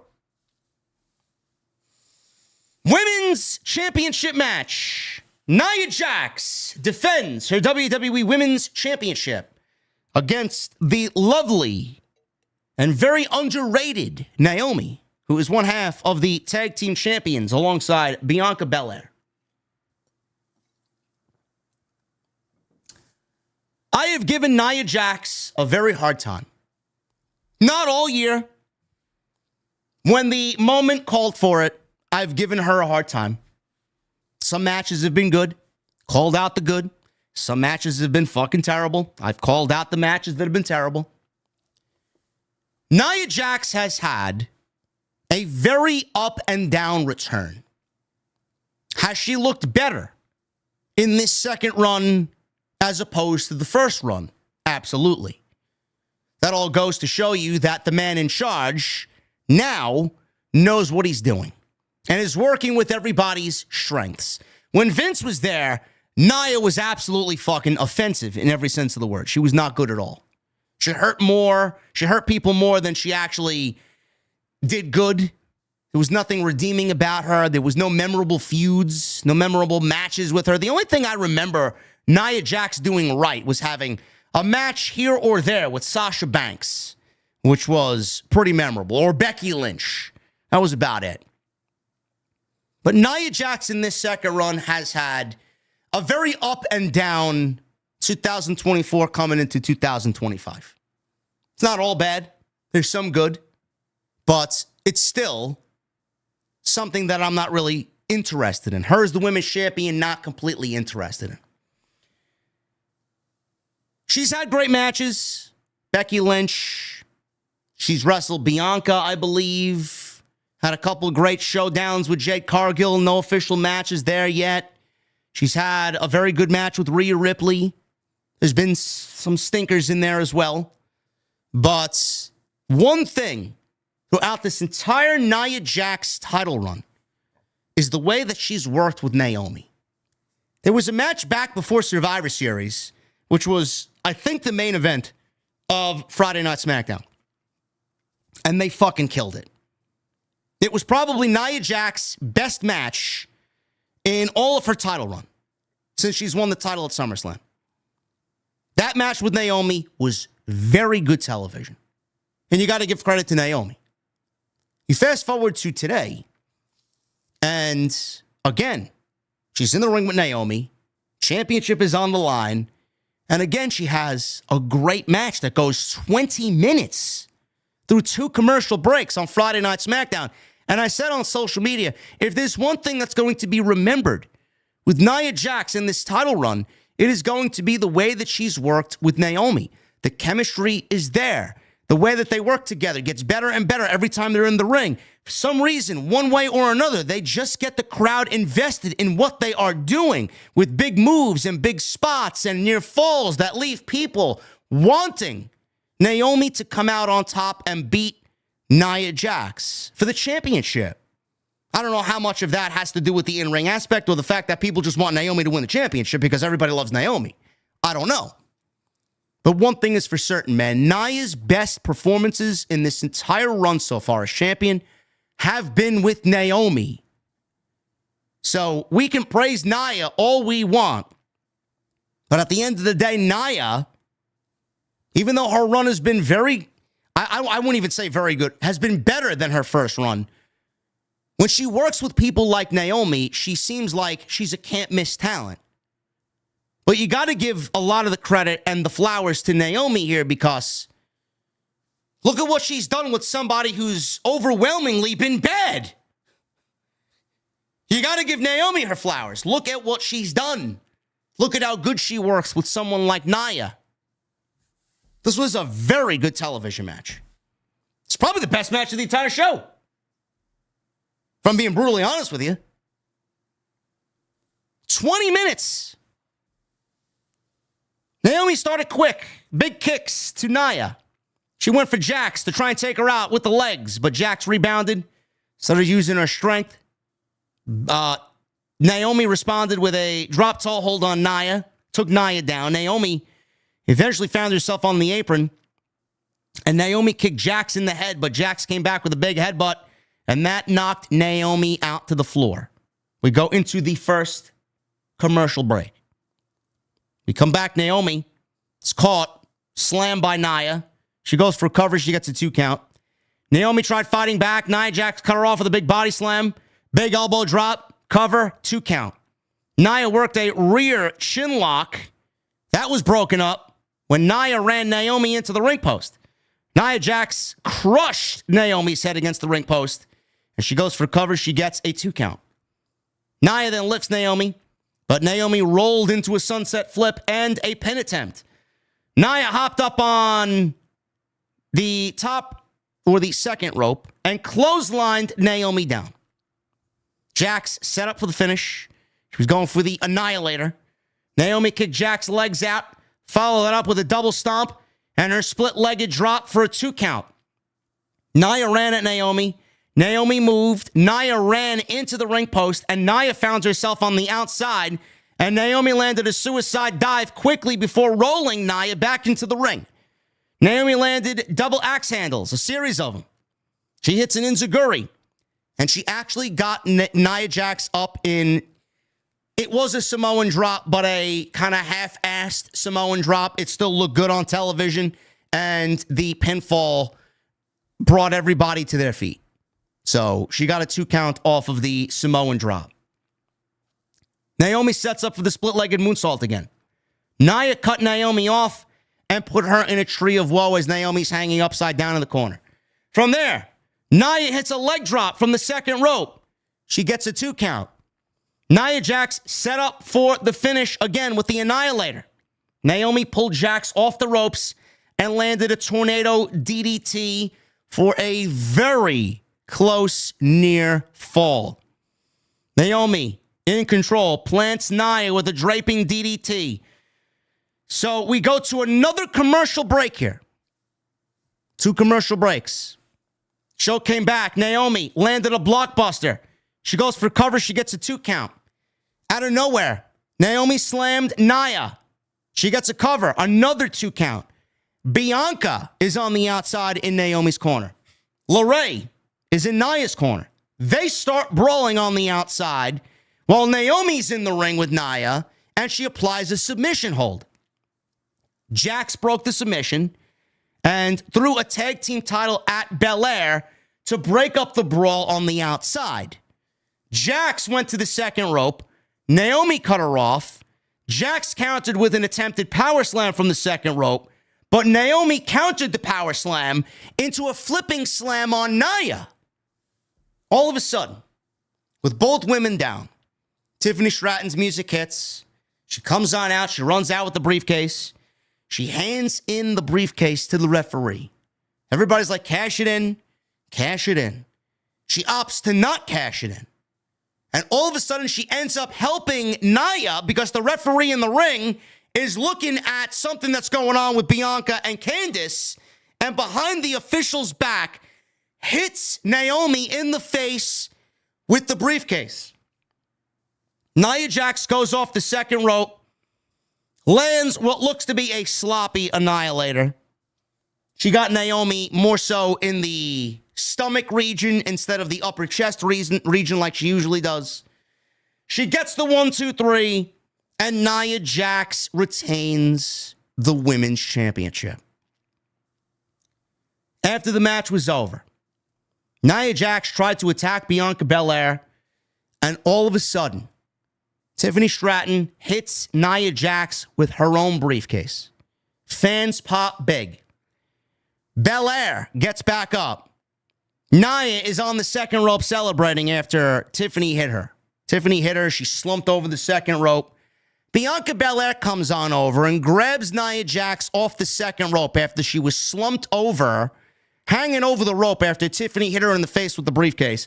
She picks up Nia, does Bianca, and delivers a KOD to Nia Jax. Great looking spot. Tiffany hands in the briefcase, cashes the fucking thing in. The bell rings. She goes up top. She hits the prettiest moonsault ever. 1, 2, 3. And within 4 seconds, Tiffany Stratton pins Nia Jax and is the new WWE Women's Champion. Finally. Finally. I even tweeted earlier this evening that WWE, if they wanted to make a statement for the first 3-hour show, that Tiffany Stratton should walk out of tonight's show with the WWE Women's Championship and end Nia Jax's reign, which has not been very good at all. They've teased this cash-in on multiple occasions, more times than I can count on one hand, and it should be done and over with. And going into WrestleMania season, Tiffany Stratton should be the WWE Women's Champion, and that's exactly what they did. I loved it. The crowd loved it. Everybody was wanting it. Everybody was over the moon that it finally happened. Hard work paid off with Tiffany Stratton. Unbelievable journey she's had. It's great. We got a great match out of it. Naomi has been fucking fantastic.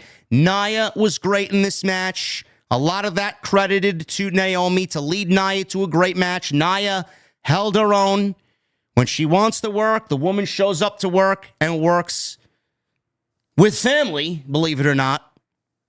So good on both ladies. Great title match, great cash in, great moment. The 3-hour SmackDown era gets started off with a fucking bang, and we got a new women's champion. Perfect ending. What happens from here? I don't know. I don't know. We'll probably get a rematch with Tiffany or not a rematch, but a match between Tiffany and Nia. We may get Tiffany and Candice. But I just sense Charlotte Flair looming somewhere. Tiffany Stratton and Charlotte Flair's probably going to be your WrestleMania match in what should be a passing of the torch moment from Charlotte, even though she has a whole career ahead of her still, 37 years old. I think it should be a passing of the torch moment from Charlotte to Tiffany. And I think that would be a great WrestleMania moment and a great WrestleMania match. This was awesome. Loved it. Bloodline. They were shown walking backstage through Gorilla. I love you, Solo! Sure, Solid Monster has a brand new clip and a brand new super chat. Thanks to Jacob Fatu tonight. Said he was going to show the world what happens when the world doesn't acknowledge the one and only tribal chief. Solo's music hits, and they walk out for the main event. Byron Saxton. He caught up with LA Knight backstage. LA Knight says he was talking to Nick Aldis about why he attacked Nakamura. LA Knight says he returned the favor when it came to how Nakamura attacked Knight every week before their United States Championship match last year. Knight then announced that next week he will take on Nakamura for the United States Championship. Do we get a title change next week? I don't think they take the belt off of Nakamura. I do think that we get one more match and that we probably get that at Saturday night's main event. It's my prediction. But we will see what happens next week, as Nakamura really hasn't done much with that United States Championship. I know everybody's high on Nakamura and the ambiance and the presentation and the theme music and the look. He hasn't been bad. Has he been exciting? No. Is this going to be better off for LA Knight to win the championship back? No, I'll probably end up right here saying to you guys, I don't know why we took the belt off of LA Knight to begin with, only to put it back on him. Has Nakamura done anything? Has he made a difference? Well, I don't see him losing the championship next week. They'll probably wait another 4 weeks until we get to San Antonio. Main event. Bloodline. Solo Sikoa. Jacob Fatu and Tama Tonga. Jimmy Uso, Jey Uso, and Sami Zayn. The fine folks over at WrestleVotes, they put on social media today that this was originally supposed to be Braun Strowman, Jimmy Uso, and Sami Zayn. And it ended up being the Usos and Sami Zayn. So, Sami Uso, along with the proper Usos, against the Bloodline. Now, I thought they were going to take out one of the Usos and have Braun Strowman fill in. I don't know what happened to Braun Strowman. He was attacked by the Bloodline last week and taken out by Jacob Fatu and Solo Sikoa. Not really interested in seeing Braun Strowman battle another member or another iteration of the Bloodline.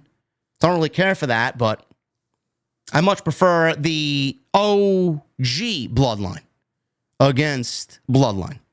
So that's what we got tonight. I expected the Bloodline 2.0 to win this just because Solo's got a huge match ahead of him on Monday night. I didn't really expect the babyfaces to win here. And that's exactly what happened. Outcome was pretty predictable. Solo needed a win going into probably the biggest match of his fucking life on Monday night, debut on Netflix. Didn't really take away anything from the finish, obviously. Sami Zayn, Jey Uso, Jimmy Uso, very well protected. Drew McIntyre showed up at the end of this thing, and obviously he has his mission statement against the Bloodline. But this was 20 minutes plus in the main event. 3-hour SmackDowns are going to give way to longer matches, which is great. But sometimes those matches, just like this one, fine for what it is. I don't really find any interest in a very stereotypical 6-man tag team main event on WWE. It seems like it's their safe place on television. Tag team match, 6-man tag team match. There's nothing wrong with them. And they usually forward a story or an aspect of a story, but to sit through 20 minutes, the only thing that mattered here was the ending. And that was it. So all 6 men are in the ring. And we'll pick it up towards the commercial break here. And we'll pick it up after the commercial break. Fatu is in the ring with Sami Zayn. Hip attack on Sami Zayn. Solo tagged in. He headbutts Sami Zayn. Wasn't before long that Sami Zayn fights out of it. Blue Thunder Bomb on Solo Sikoa. Out of nowhere. Always a great move. Prettiest move in pro wrestling. One of the prettiest moves is the Blue Thunder Bomb by Sami Zayn. Got a hot tag to Jey. Tama Tonga tagged in as well. Jey controlled Tama Tonga with some kicks, punches, chops. Jimmy tags in, and the Usos hit stereo Inzaguris. Jimmy and Jey then faced Fatu who was clotheslined over the top rope. Jay hit a pop-up neck breaker on Tama Tonga. He goes for recovery, gets a near fall. We're on the outside now. Big brawl broke out. Tama Tonga DDT Jay for a near fall inside the ring. Fatu's on the apron. He tags in. Jay super kicked him and tagged in Sami, who tagged in Jay. Jay and Jimmy and Sami all hit Uso hip attacks. 1, 2, 3 on Fatu. And Zayn and Jay landed suicide dives on Tama Tonga and Solo Sikoa. So the OG Bloodline is in complete control here. Jimmy inside the ring hits an Uso splash on Fatu. He goes for recovery, gets a 2 count. Fatu super kicked Jimmy and went to the top, where Fatu hit a splash and a moonsault on Jimmy, but Zayn broke up the cover. Fatu then throws Sami Zayn over the top rope, and he sets Jimmy up for a big move, but Jimmy ran Fatu into the corner. Jay tags in, and Jimmy and Jay hit double super kicks. They go for a cover. They get a 2 count. All of a sudden, Drew McIntyre walks out. No music. He just stoically walks out down the aisleway. Jay was distracted. And instead of working on the men that are in the match, he suicide dives Drew McIntyre on the outside. Now, it's going to be Jay and McIntyre on Monday, one-on-one on the debut of Raw on Netflix. So we wanted to take out Drew ahead of that big match on Monday. Jay went to the top rope after he took out Drew McIntyre. He missed an Uso splash on Fatu. Fatu followed that up with the pop-up Samoan drop. He goes for recovery, gets a 2 count. Solo tags in. Jay super kicks Solo. Jay then speared Fatu, but Fatu wasn't the legal man. After Jay hit the splash on Fatu and went for the pin, Solo comes back, grabs Jay, picks him up, Samoan spike, goes for the cover. 1, 2, 3, and Solo Sikoa pins Jey Uso ahead of his big match against Roman Reigns on Monday night in Tribal Combat. And that was it. The show ended with a quick rundown of what's happening on Raw, and the Bloodline stood tall with the ones to end Friday Night SmackDown. So McIntyre is still obviously targeting Jey Uso, Sami Uso, Jimmy Uso. He is not touching Solo Sikoa yet. He made a promise to Solo, you take care of Roman. I'll deal with you after you take out Roman. But make sure you take out Roman, and when you do, I'm coming for you. It's not that he is out of harm's way. McIntyre has a target on Solo, but not yet. He would rather Solo help him right now to take out Roman, because when Drew McIntyre eventually targets Roman, it's going to be an easier target because Solo softened him up. I thought SmackDown was a very good show. I thought what they did tonight was great for 3 hours. It did not feel like a long 3-hour drawn-out affair tonight. I thought they flowed very well tonight. Some very good pro wrestling tonight. They played out some stories. But tonight was basically a layup. It was an appetizer before January 6th. I do think that when we get to Raw on Monday, that next week's SmackDown is going to be bigger because of what happened on Raw on Monday. So I think there's going to be a lot of buzz for days. A lot of excitement for days coming out of Monday, and I do think that's going to bleed into Friday Night SmackDown next week. But what I enjoyed tonight, Tiffany cashing in, got some decent wrestling on the show tonight. The prospects of Drew McIntyre and Cody, the prospects of Drew McIntyre aligning himself with Kevin Owens. We got some good stuff on Friday night, and we still don't have Roman on the show. We don't have Randy back yet. Monday night's going to tell a lot as to where we go into Royal Rumble, into WrestleMania season. There's some good shit coming up, guys. I can't wait to share it all with you. And it's going to start on Monday, man. It's going to be one of the biggest shows that WWE's ever put on. And it's going to be one of the biggest streams that we have ever done right here on the podcast. And I thank you guys for joining me here on this Friday night. If you enjoyed tonight's video, all you got to do is hit that thumbs up down below and leave me a comment. Let me know what you enjoyed tonight on Friday Night SmackDown. I love to hear from you. While you do that, it also helps me out in the algorithm. We got 890 likes. We need just about 100 likes to hit the goal of 1,000 likes tonight. And super chats are open, and they will remain open. So we'll hang out in just a little bit. Quickly, I want to shout out my sponsor for tonight's show. Tonight, we are sponsored by my great friends over at Huel. Huel.com/script. I want you guys to welcome them to the OTS family and make sure you take advantage of this great deal starting from this month on all the way through the month of January. Once again, tonight's show is sponsored by my great friends over at Huel. Every single night, man, I'm sitting in this dark horse and we're on our way to the OTS venue. And I ask you guys one very important question. What the hell are you guys drinking? I know what we're all drinking every single night when we sit live on the stream, but every single morning I wake up, the one thing I grab is my great friends over at Huel. Huel.com/scripts. Huel is the complete global nutrition brand trusted by millions. And I got their Black Edition ready to go in a bottle, man. It's a complete meal in a bottle. High in protein, low in sugar, packed with all the nutrients your body needs to perform at its best. And tonight, they're sponsoring the podcast right here on Off the Script. And you can try it yourself for 15% off and get a free gift when you use my promo code SCRIPT at Huel.com/scripts. You can ask anybody that knows me, man. I am not a morning person whatsoever. I usually have 2 cups of coffee, don't have breakfast on most mornings. I go all the way to lunch, have a light lunch, and then that takes me all the way up until dinner time. But the Huel Black Edition, I'll tell you, man, it's been my go-to. It keeps me full, energized, and focused so I can tackle whatever the day throws at me. It's got a whopping 35 grams of proteins, plus 27 vitamins and minerals, all in one handy bottle. It's perfectly balanced in every sense of the word, designed by experts to provide all the nutrients your body needs from a meal.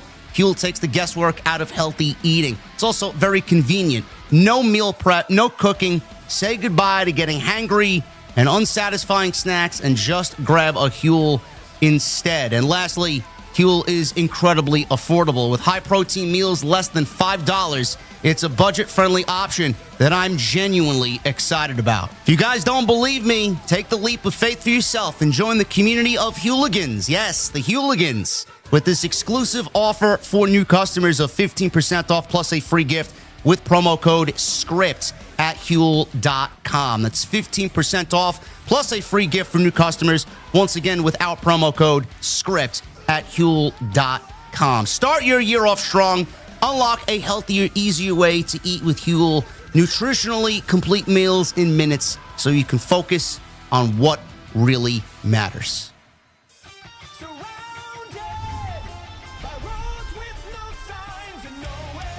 Thank you guys very much.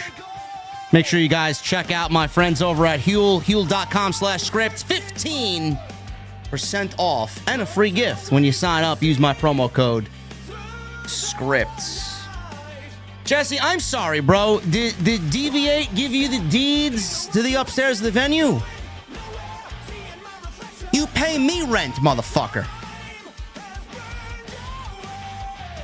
In fact, we got other people on the deed well ahead of you, bro. Osakui, Daryl, Jason Barker, David Thiering. Come on, man. Thank you guys for joining me on Friday night, man. We're going to get into your super chats. Start with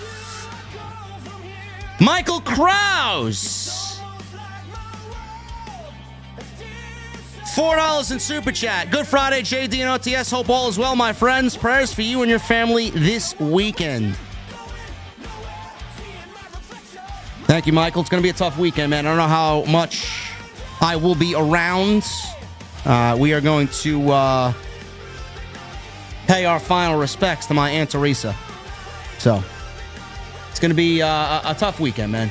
I've been kind of out of it for most of this week. I haven't done half the shit that I was supposed to do, but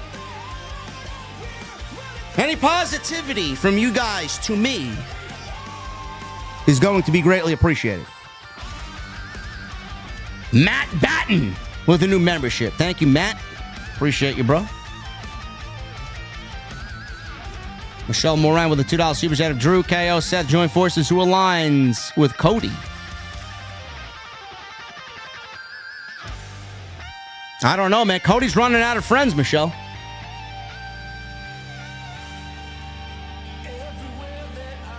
Also, Michelle says, feels like Heyman will be Solo's wise man after Monday. The likelihood of Paul Heyman turning on Roman, I would not say it is... I would not say it's likely, but it certainly is a possibility.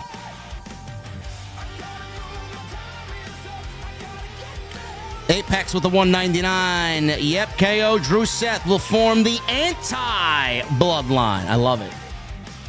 I think that would be great television. Thomas Malloy with a new membership and a 199. I know Thomas is not a new member because he's got a gold microphone next to his name, so thank you for re-upping your VIP status, brother. And he says, not sure why my membership reset. Cheers to 2 years. I don't know. I wish I could tell you why, man. From a content creator to my subscribers and my VIPs, I don't know why, man. I wish I could tell you. It's frustrating on my end to look at that. Who wants their membership reset? Michelle with a $2 super chat. 6-man match was fun, but not needed as the main event. I would have put Naomi and Nia in the main event with Tiffany cashing in.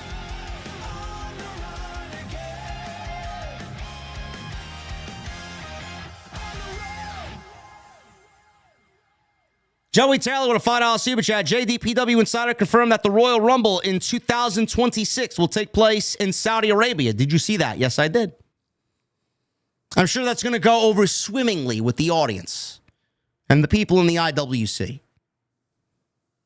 I think we got two things confirmed, ladies and gentlemen, for the Royal Rumble in 2026, even though we're not even at the Royal Rumble in 2025. Two things are for certain, confirmed right now as of January 4th.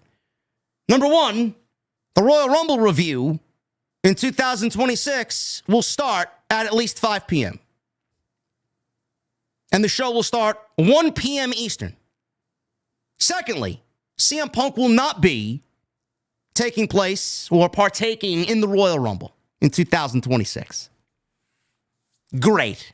Thanks for taking the money and then limiting the amount of talent that will show up in the Royal Rumble. Because some people just don't want to fly over there and compete in a country that, to be honest, a lot of people don't want WWE to be competing in. I don't know. We'll see. Royal Rumble is in Saudi Arabia in 2026. This is confirmed by PW Insider and Sean Ross Sapp.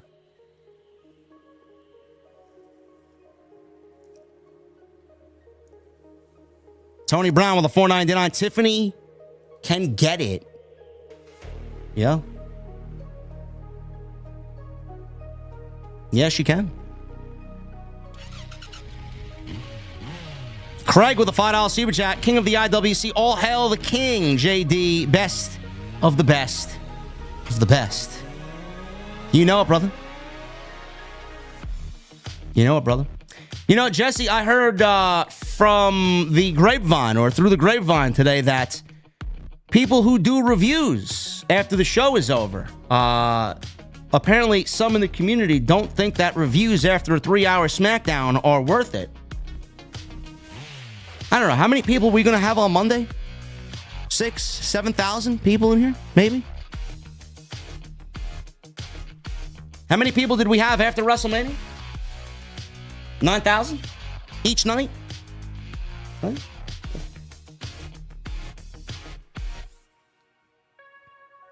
Joshua Hunter with a new membership. Thank you, Joshua.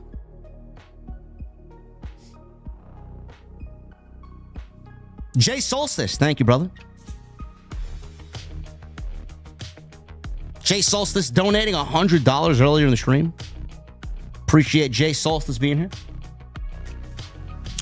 Craig with a new membership. Thank you for joining the VIP club, Craig.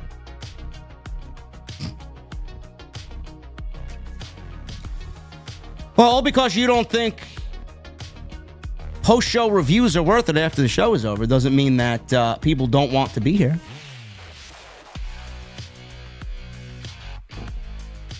I don't know. Maybe they don't want to watch other people. I can't help that I'm interesting and entertaining. And I got this market covered.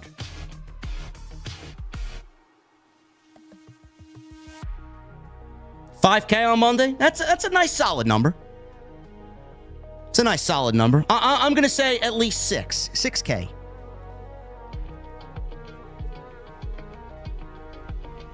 Sidra with a 5. What did Cinderella say to Prince Charming? Want to see if it fits.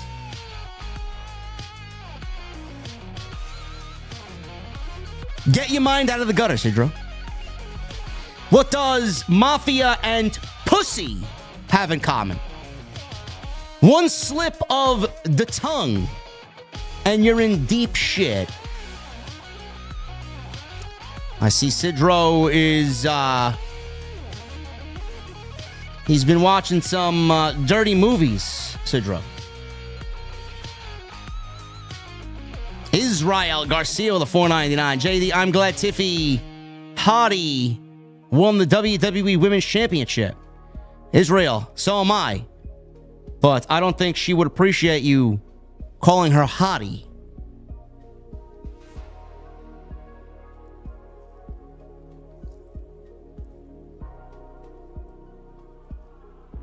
Make out TJ with a 5. JD, I started a co-op channel with my friend only a month ago. And he agreed to help beforehand, but hasn't helped in vids or even given ideas. What do I do? Dump him. If it's important to you, make out Jay, dump him. Do it yourself. Studa Beats with a $20 super chat. 4 things. Number 1, SmackDown desperately needs to go back to 2 hours. 2, I legit almost fell asleep on Jey Uso's entrance. Number 3, Jacob Fatu needs to be our tribal chief. And number 4, why the fuck is Rampage not on my TV? What happened? Oh no.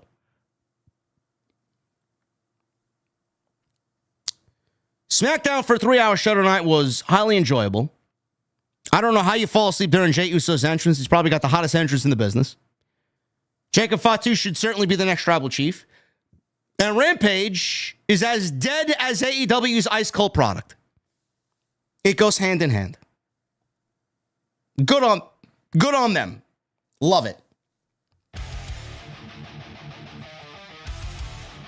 Baby Shaq with 32 months. Tiffany Stratton era has begun. But I could see Charlotte versus Tiffany very soon. Heyman joins solo OTS. Why I brought it up. That's why I brought it up. Mike 43 with 32 months. Good SmackDown. Finally, Tiffy won. Hope it's not ruined by Charlotte returning. Drew should be the one to beat Cody at WrestleMania.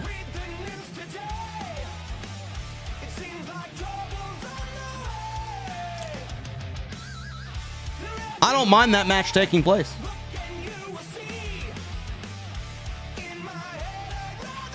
Jesse says he lived his life around Rampage every week. I ditched my kids for it every week. Jesse wins Father of the Year, no doubt about it.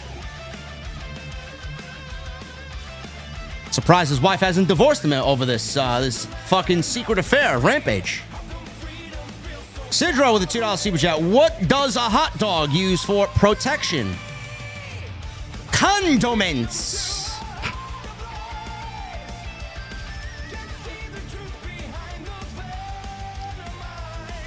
Sidra, I'll never look at eating a hot dog the same way ever again. Thank you.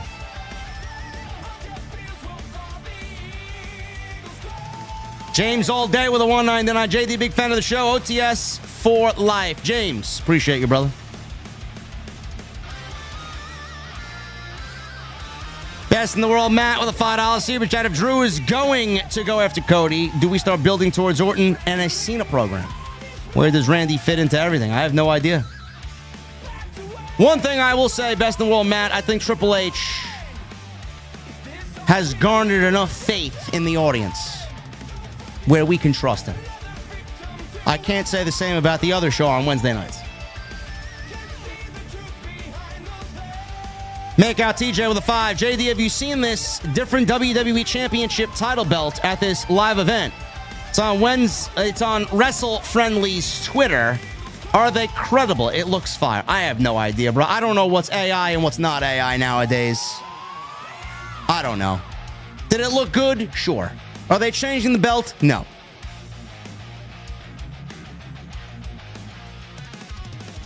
Johnny Boy Vaccaro with a 5. I'm nauseous from Netflix Monday into Friday's ad. Paul, give us a show, not TKO satisfaction.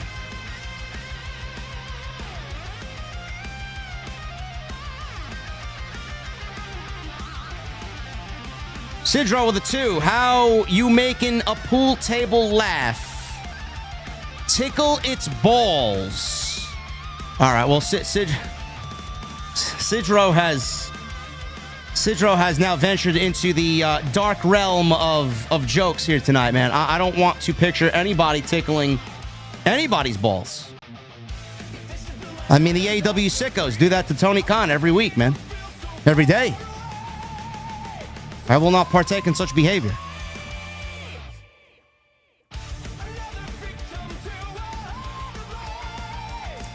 The Notorious People's Bean with 2 months. JD, sorry for your loss. I'm drinking Black Russians. Cheers to everyone at the venue.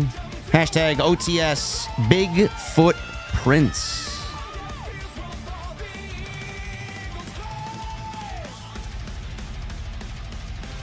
Does Bigfoot exist? I think so. You know what I always wonder about when you see, oh my God, someone has rare new footage of Bigfoot. And then they show this grainy fucking 2024 Nokia flip phone footage. Or if it's with a new phone, it's like, motherfucker, you got a zoom, a magnification of like 12 on your fucking phone, 20 on your fucking phone. Can you zoom in on the fucking thing that you're filming, please? Seriously. And then the camera's all over the place. It's like, fucking hold the shot, bro. What's over here that I need to see? Bigfoot's over here. It's like, you got him. No, but you're shooting the fucking foliage across the way. Yes, the footage is like 360p. We're living in a day and age of 8K. 60 frames per second, and I got fucking grainy 240p footage. Come on, man. Ridiculous.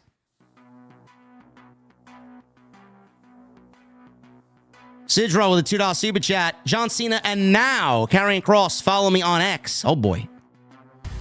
Well, I don't want to be the bearer of bad news, Sidro. John Cena follows everybody, number one. And Karrion Kross, that's a good one. I hear from people that are close to Kross, he is quite the gentleman.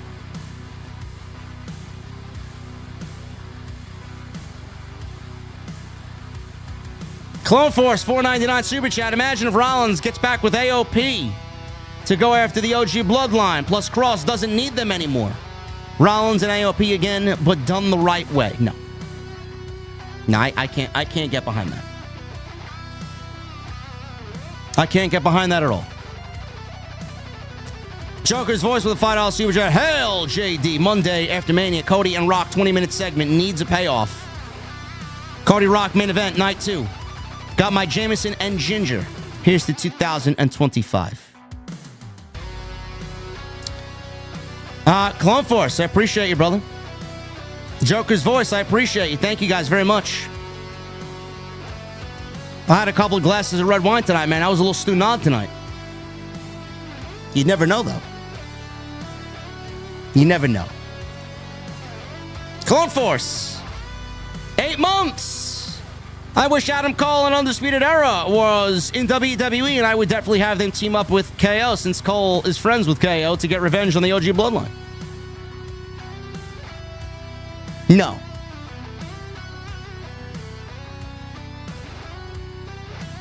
How sad is Adam Cole in AEW, man? My goodness. Jason Barker with the $100 super chat. Thank you, brother.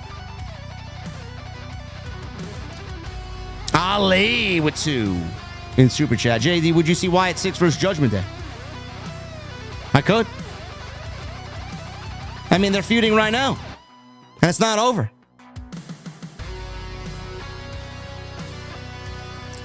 Terrence with a 26 months. Do you believe that LA Knight is heading for a heel turn? No. I think that would be terrible. He's a great heel. Eventually, but not right now, no. Best in the world, Matt, with a $5 super chat. I believe Heyman and Roman also referred to Solo as the tribal prince early on as well, when they said they were training him to be the next tribal chief. I believe you. I don't remember that being said, but I believe you.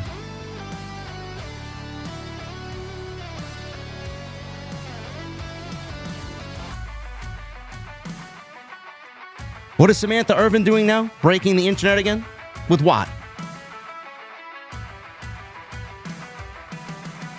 Sidro with a $2 super chat. Naomi versus Lana.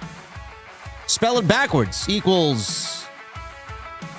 I moan when anal. All right, you know, Sidro, I'm gonna have to kick you out of here, bro. We gotta, this guy, I don't know what I had 2 glasses of red wine tonight,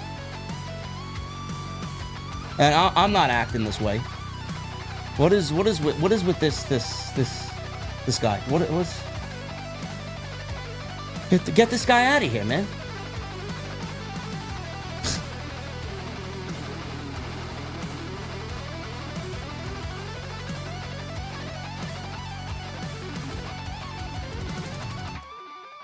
I'm looking at it, and I'm like, I moan when...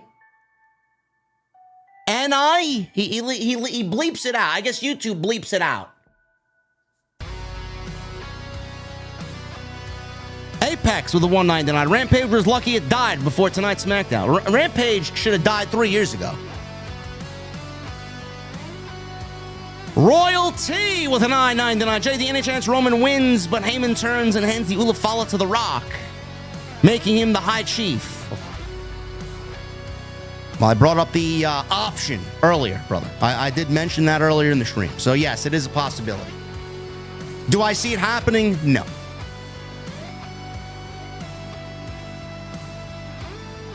Mason the Legend with a $9.99. What about a John Cena and Penta match? Sure. Sure. I'll take it. Big Steve with a $4.99. JD, I'm having a Broken Skull IPA. Praying for you. Well, I appreciate you, Big Steve. And as long as that IPA is cold, brother, I don't drink IPAs. I don't.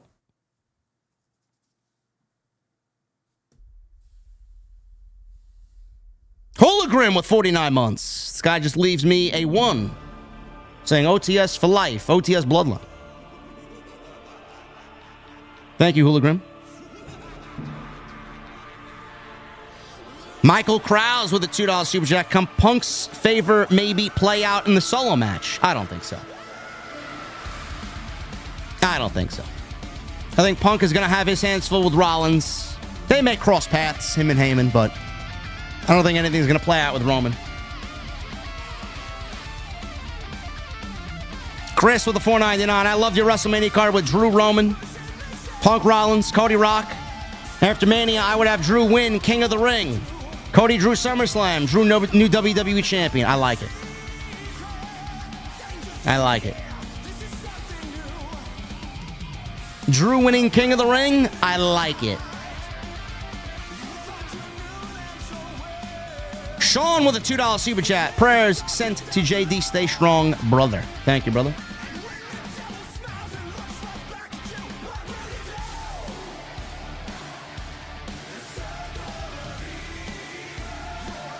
Xavier Lopez with a $5 super chat. Not gonna lie, when Tiffy teased the first cash in, I was upset. Till she hit Nia and cashed in. I jumped out of my seat. And also Cena vs. Gunther. Book it. Triple H. That is a possibility. That is a possibility, Xavier.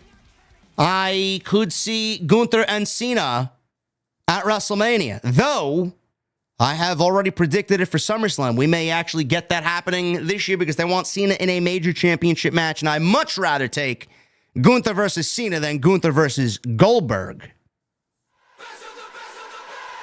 And Justin with a 199. Sorry if you lost, JD. Hope you are doing well. I'm all right now, brother. This weekend, I probably won't be okay. But I'll be A-okay for Monday, which is when you guys see me live next. Thank you guys for a great stream, man. We had 2,700 in here tonight. Appreciate you guys. First 3-hour SmackDown. And you guys killed it. You guys killed it. We are the best of the best of the best. Appreciate you guys very much, man. Follow me on social media at JD from NY206. Twitter, Instagram, TikTok, and Cameo. Hit that subscribe button down below. Turn on the bell for notifications. Make sure you guys go follow the YouTube channel as well and hit that subscribe button and all the content on the channel. Great stuff over there. We were live on Monday. Jesse and I were live on Wednesday. Our Dynamite review is over 40,000 views. Number one AEW stream in the community, and it's not even close. Don't let anybody tell you otherwise. We're doing some great things on Wednesday night. Friday night, we're doing some great things on Friday night. We're going to be fucking unbelievable on Monday. Can't wait. Thank you guys for a great stream, and I will see you all right back here for the biggest Monday Night Raw of all time. Right here on Off the Script. I'll see you guys later.